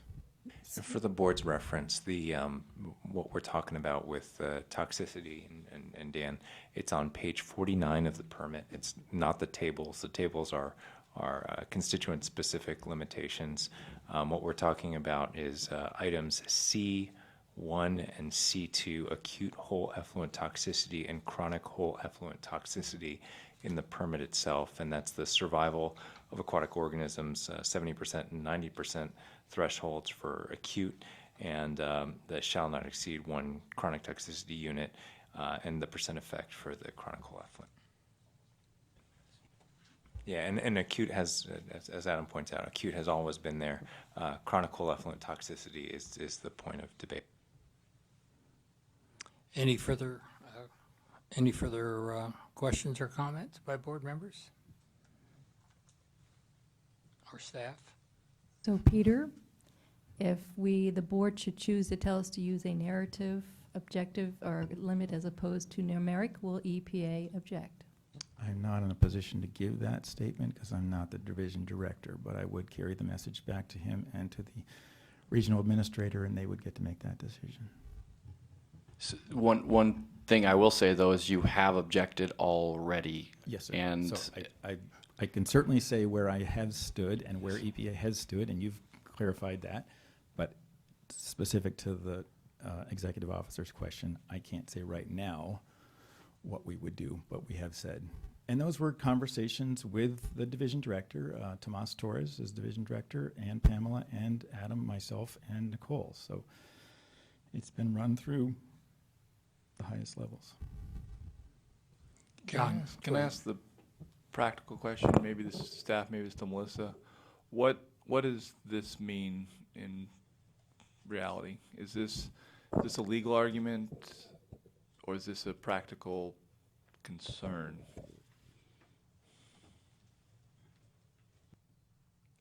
I think it's both. Partially, it's a compliance issue, you know, and the chronic toxicity tests are highly variable, and it's not something that you have control over. The chronic tests, I've had clients tell me that it's so sensitive, sometimes they can have the little critters in the little jars that they're doing the tests on. These are biological tests. If they're sitting on a shelf and somebody slams the door too much, it tests out as toxicity, even though it has nothing to do with toxicity. If the temperature changes or the salt levels change, they're just super sensitive tests, so people could be in violation when it's not really a toxicity issue. So the problem with numerics is it doesn't take that into account. And I know people have raised the MMP issue, and I think you answered that question the right way. The issue is, why is EPA suddenly objecting to all of these permits? In 2003, when this came out, we had 11 or 12 years where EPA was saying it was okay. Everybody had narratives. That was what everyone in the state was doing. And then all of a sudden now EPA is saying, nope, it's got to be numeric. Nothing has changed in the law. It's just EPA. So you all have to listen to the state board, and the state board has told you it should be narrative. And if EPA wants to come and object, then we can deal with that when it happens. But there's nothing that stands behind what EPA is pushing for this. We don't really understand why they're pushing on this so hard. And then, thank you. And then to staff, the existing individual permits, what is the standard they have at this point? The standard is the same for individual permits. As we're renewing them, we're determining if reasonable potential exists, and if it does, then there will be a limit. To date, their reasonable potential has not existed, so therefore we have not implemented a limit in any individual permits yet. To also address Melissa's concern regarding the variability of tests, board staff works with laboratories and US EPA in order to help address that variability. And so the limit would be a monthly median, not a one-time deal. You're over that limit and you're immediately in non-compliance with the permit. So we did that, and we also worked in a couple of other what I'm going to call off-ramps of what we have seen is that when there is this variability, most of the time is what we're considering to be low-level toxicity. And one lab may say that it is a 1.3, which would be over the limit of 1. Another lab will say that it was not. And so with those 1.3s, we are not saying that that is immediate noncompliance of the permit, because we understand that variability between labs and the sensitivity of species. And just to be clear, so my question was, what do existing permits have? And the answer I got back was, it doesn't matter if they stay with the individual permit or go under the general permit or general order, you would have the same analysis, and the subsequent permit would have the same evaluation on it. That is correct. Okay. Can you give me a feel for what the risk is of false positives with numerical limits, and then also what the fallout is if it's a positive in terms of cost and to the discharger? So the way we have the permit written right now, which would be the same as an individual order, if there was a false positive, what I'm going to say, a low-level false positive, which the majority of them in this region, that's what it is, especially with these facilities, because they have a high level of treatment. It's going to be 2 and under. So if it is the 1.3, basically all we're doing is asking and let's say if it's a 1.3, and that has to be the monthly median. So they have to have, within 3 samples, they have to have 2 of them come back as a 1.3. If that does occur, all we're doing is asking the discharger to verify if there's some sampling error, if there's anything that it's identifiable. If it is greater than that, and also, so if it's greater than that, and it also has what is a percent effective, the difference between the control and the test, if it is the effluent, if that difference is under 50%, once again, we're asking them to take a real look at their facility and see what's going on with their facility and to examine it, correct any deficiencies. If it is greater than that 50% effect, from our talk to with toxicity experts, there is something wrong going on with the facility that needs to be addressed. And with that, we're asking them to follow normal EPA procedures to evaluate their facility and to conduct an investigation to determine what is going on with their facility and to correct any deficiencies. This here is the associated cost. I don't know the exact associated cost, but however, compared to the way we permitted in the past, it will be less costs in the long run for facilities. Well, I guess I'm thinking about civil liability. When does that come into play? I'd like to, Patrick or Stephanie to answer that question. And I just wanted to add one thing to this. Right now, before the effluent limit, there was a trigger requirement, and that trigger requirement set them on a similar path of trying to figure out what's going on at their facility. The path that Nicole's talking about actually allows there's actually more discretion in whether or not it would set them on that path, so there'd be less cost because of that. The concern that you bring up about civil liability is one where if there isn't a violation, that there could be a concern. One other thing, though, before Nicole's finished, I want to ask her. I believe staff did a significant amount of work looking at all the facilities and the toxicity data that we have, and used this process to determine, would there be, do we anticipate that, a lot of compliance concerns? And I believe that there wasn't a huge amount based on that analysis of the data. That is correct.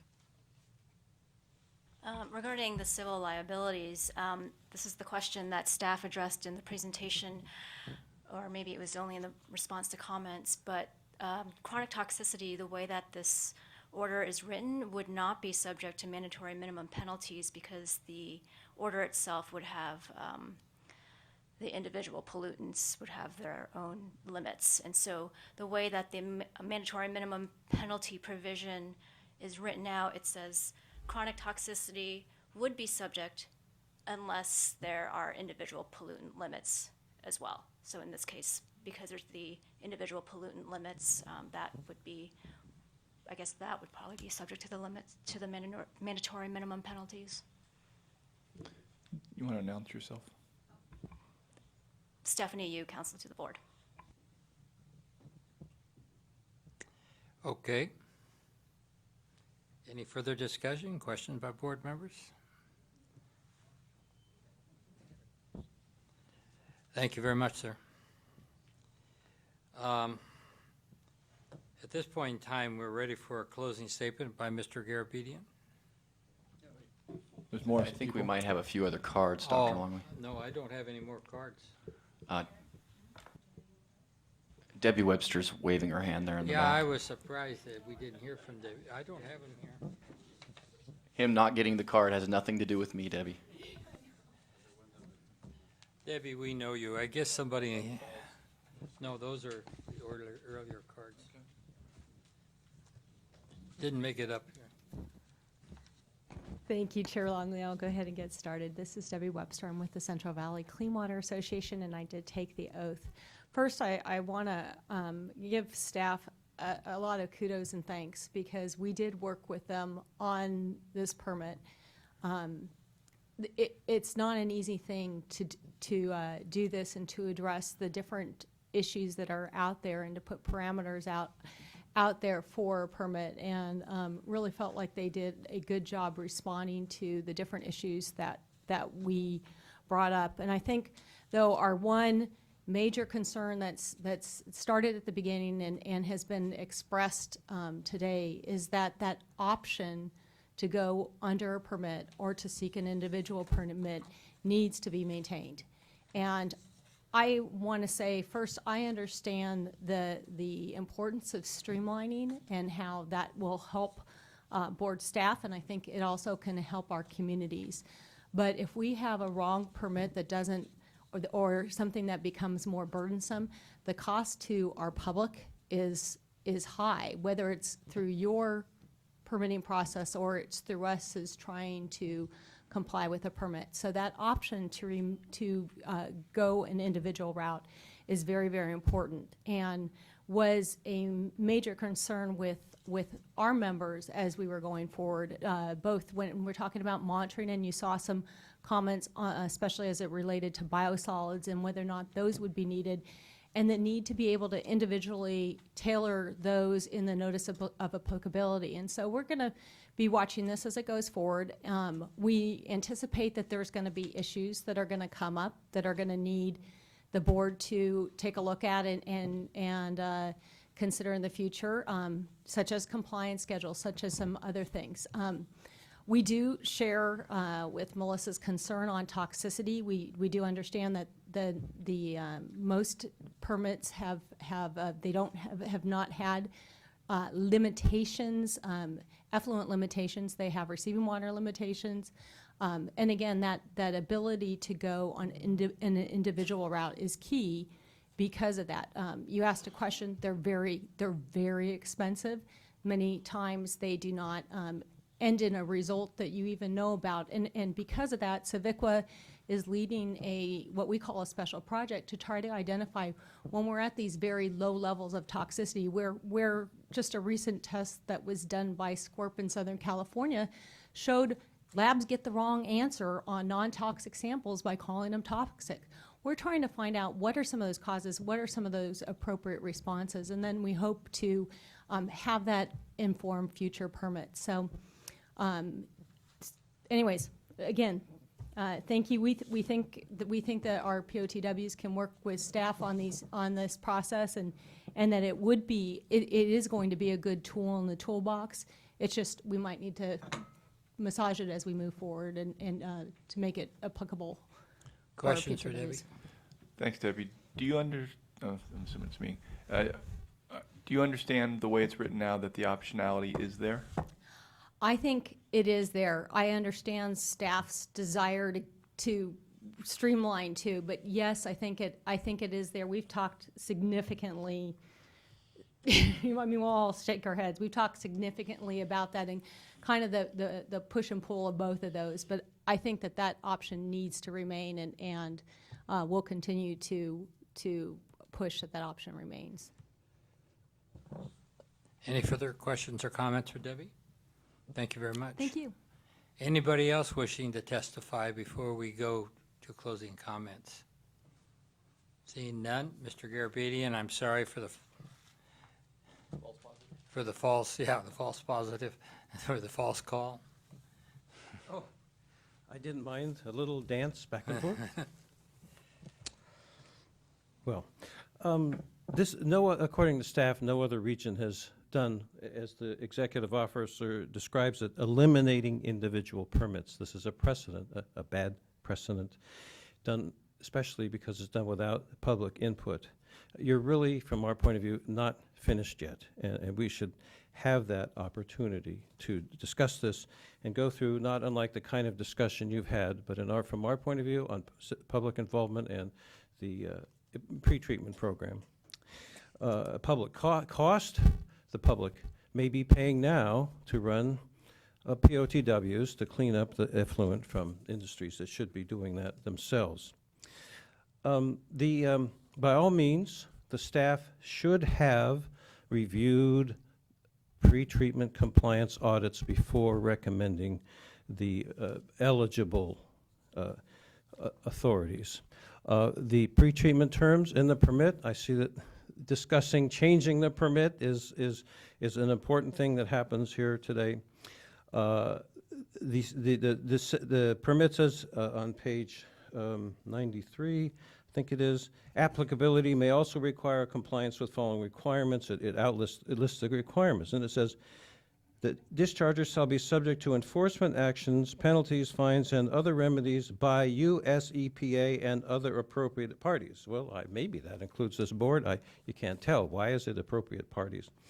Dischargers shall enforce the requirements promulgated. This is typical to the reports, the conditions we've seen in orders or about pro-treatment. You must follow the federal regs. You must do this. You must do that. instead of looking at the audience, audits and looking back at the original approval of the program and seeing if it's being met.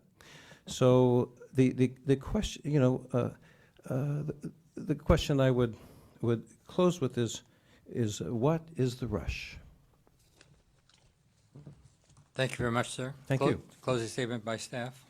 Dr. Longley, I'll go ahead and do that. I'm going to touch on just some very brief things, and you can ask me any questions you might have. But a couple concerns you heard circle around. The general permits aren't specific enough. There's concerns that there'd be, lax on the pretreatment program requirements, and consider pretreatment as a kind of the linchpin. This permit, again, I know staff have said it, I'm going to say it again, it requires the same compliance with the same requirements as the individual permits would do. So I don't see any kind of backsliding in that sense or any concern there. From the public involvement perspective, this board, this team here, the staff is extremely committed to ensuring the proper public involvement. We will continue to do so under the notices of intent and notice of applicability process. There is, and Mr. Garabedian will be on the list. We'll make sure he gets every mail out of every notice, and we'll continue to work with him and others as we implement this permit. And just as the executive officer said, just like in the irrigated lands program and other programs where something becomes, if a notice becomes very controversial or a concern, we can bring those to you to get your feedback, and we've done so in the past. There's precedent for doing that. So I see the concern as a fear of moving into the unknown a little bit from many of the folks that have been here. I feel like that we have closed all the boxes, and this will be a enforceable protective permit. The only other couple things I wanted to touch on is the failure to public to show up. I looked at the permit, or I looked at our agenda, and we have a number of permits that no one showed up to speak on today. So the fact that people don't come, I don't consider that a failure. And one other thing is this will streamline our permitting program. So my viewpoint isn't that it's going to become lax on the pretreatment program. My opinion is it's going to free staff up to stop, cutting and pasting into permits, but to spend time boots on the ground, getting out there, looking at these programs, and doing what it takes to make sure there is compliance. So with that, I recommend adoption. Could you also address the toxicity issue in your closing? Sure. With the toxicity issue, I've had discussions with EPA. I went all the way down to San Francisco, and I pushed as hard as I could, and the response I got was, we will not approve, or we will contest, or I can't remember the term for it right now, but they won't allow us to adopt a permit unless we have toxicity limits if there's reasonable potential. This permit will do nothing different than an individual permit would do. Staff will look at the data. If there's reasonable potential, there'll be a toxicity limit. If there's not, there won't be. So what you're telling the board is that we can expect the same issue on toxicity as individual permits come in front of us in the future? Yes. Thank you. With that said, I'll take a recommendation from the executive officer. So Dr. Longley, I just want to make clear again for the record that our board and our staff implement the pretreatment requirements on our dischargers in accordance with the federal rules and regulations. We do so, and we continue to monitor and assess those. So I have to say Mr. Garabedian is not adequately characterizing our behavior or activities regarding a federally required program. And I also know that in terms of our public noticing and working with the public on this, we've been doing this process for a long time now, working on this permit. It's not just something that's happened in the last 12 months. It's been ongoing for a good couple years. And we've gone well beyond the legal requirements for public noticing and working with the public on it. So I think we've adequately met that, and this board is always committed to continuing to do that. And there is still the option that a discharger that we think is eligible for the general order could ask and request and that they remain in an individual order, but it will have to have a good case for why they want to do so, because this is an effort by us with the blessing of State Board to try and be more effective in our permitting processes so that we can use our staff to do more compliance and enforcement as well. So But with that- discharge, I'm assuming that dischargers also know that they have the privilege and right to come in front of the board itself and ask. They certainly can. Everyone can petition you or the state board if they don't like what we're doing. Thank you. That doesn't, then nothing in this effect, nothing in this permit or action takes away that legal right for the public or the discharger. So with that, I recommend the order be adopted as proposed by staff with the late changes that they've made over the last couple of days. Thank you very much. Unless there's further questions by members of this board, I will go ahead and close the hearing. So then we have an opportunity to discuss? Oh, yes. Good. Hearing's closed, and so, I got one last question. oh, give your question, then I'll close. The candidate dischargers who would come under this order, are they currently using these numerical limits? Yes, they are. In fact, the board's considered them, the reason why this order was done is because they're subject to these very stringent end-of-pipe effluent limitations. So that carries us forward. It doesn't change that. The new part, which Melissa has pointed out, is this numeric limit that could be triggered if they have reasonable potential. They aren't subject to it if they don't have reasonable potential. So that's a process in the NOI. They submit the data, staff evaluates it, and then they say, this permit is notice of applicability, and it'll state where they've had reasonable potential, and those are the effluent limits they will have. So that'd be a new part. It's not new. Not new, they're currently under Yes. under that, so no change. Yeah, they currently have numeric limits on the constituents where they have reasonable potential. That's in an individual order. This is not changing that process at all. And I guess, in fact, that hasn't changed, and as we keep emphasizing, the whole bit on pre-treatment hasn't changed. Exactly. It's all the same. Okay, we'll go ahead and close the hearing and have deliberation, members of the board. And of course, the chair entertains a motion if someone so desires. So, couple of comments on I guess process. The idea that, and I don't know how the notification works now, but I'm assuming there's a Roseville list and an Auburn list and or maybe there's just a permit list. But I'd want to make sure that it was clear in the future that if there's multiple facilities under one general order, they were at least listed, and so that there was no opportunity that someone didn't realize that their facility was up for renewal just because it said a general renewal of the permit, something like that. And then the second question, I guess maybe I should ask it, but is this something we think other regions will follow, since we have the blessing of the state board? Can I speak now since the hearing's closed? Okay. Well, Yeah. I believe that it probably will. We early on when we had the permit, we talked about the permit with the MPDS program manager at State Board. They were very supportive and said that this is something that if we could do it, that would be something that the other regions should consider. I don't know how serious the person was, but that was the response that I got. And then lastly, there was a comment and a response about the dischargers seeing a preview of their permit, and that's standard procedure. I fully support that because these permits are approaching multiple reams of paper, and as long as it's noticed to everybody at the same time before, I think that's fine. I just put on the record I do not have a problem with the discharger getting an opportunity to see these complex documents in advance. Okay, and just one on that, my understanding is the permit requires, right now the way it's written, that we send out that draft, but it also requires if someone has asked us to be on the list for that draft, that they would get that also. Right, thank you. Okay, any further discussion, comments? John, are you ready to make a motion? Yeah, I'll move that, and there's no other revisions, right? So move that we adopt the general order as proposed. I'll second that motion. John's moved. With the late, I'm sorry, with the late revisions. With late revision. John's moved and Denise has seconded with the late revisions. Great. Any further discussion?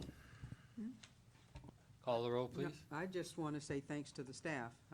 This, to me, is a good exercise that we've gone through, all the comments that came in, but it's something I think staff really took a look at, trying to streamline. There are options still available for the discharges, and I'm very supportive of what you've done. Thank you. Call the roll, please. Mr. Costantino? Yes. Ms. Brower? Yes. Dr. Markham? Aye. Mr. Schneider? Ms. Cordara? Yes. Dr. Longley? Yes. Motion carries. Thank you very much. Do we have anything to discuss in closed session? We do not. So we will be here, back here. We'll try to be back here at 20 after 1, but we'll be back here for certain no later than 1:30. How do you like that for? We'll try to make half an hour. We have a goal.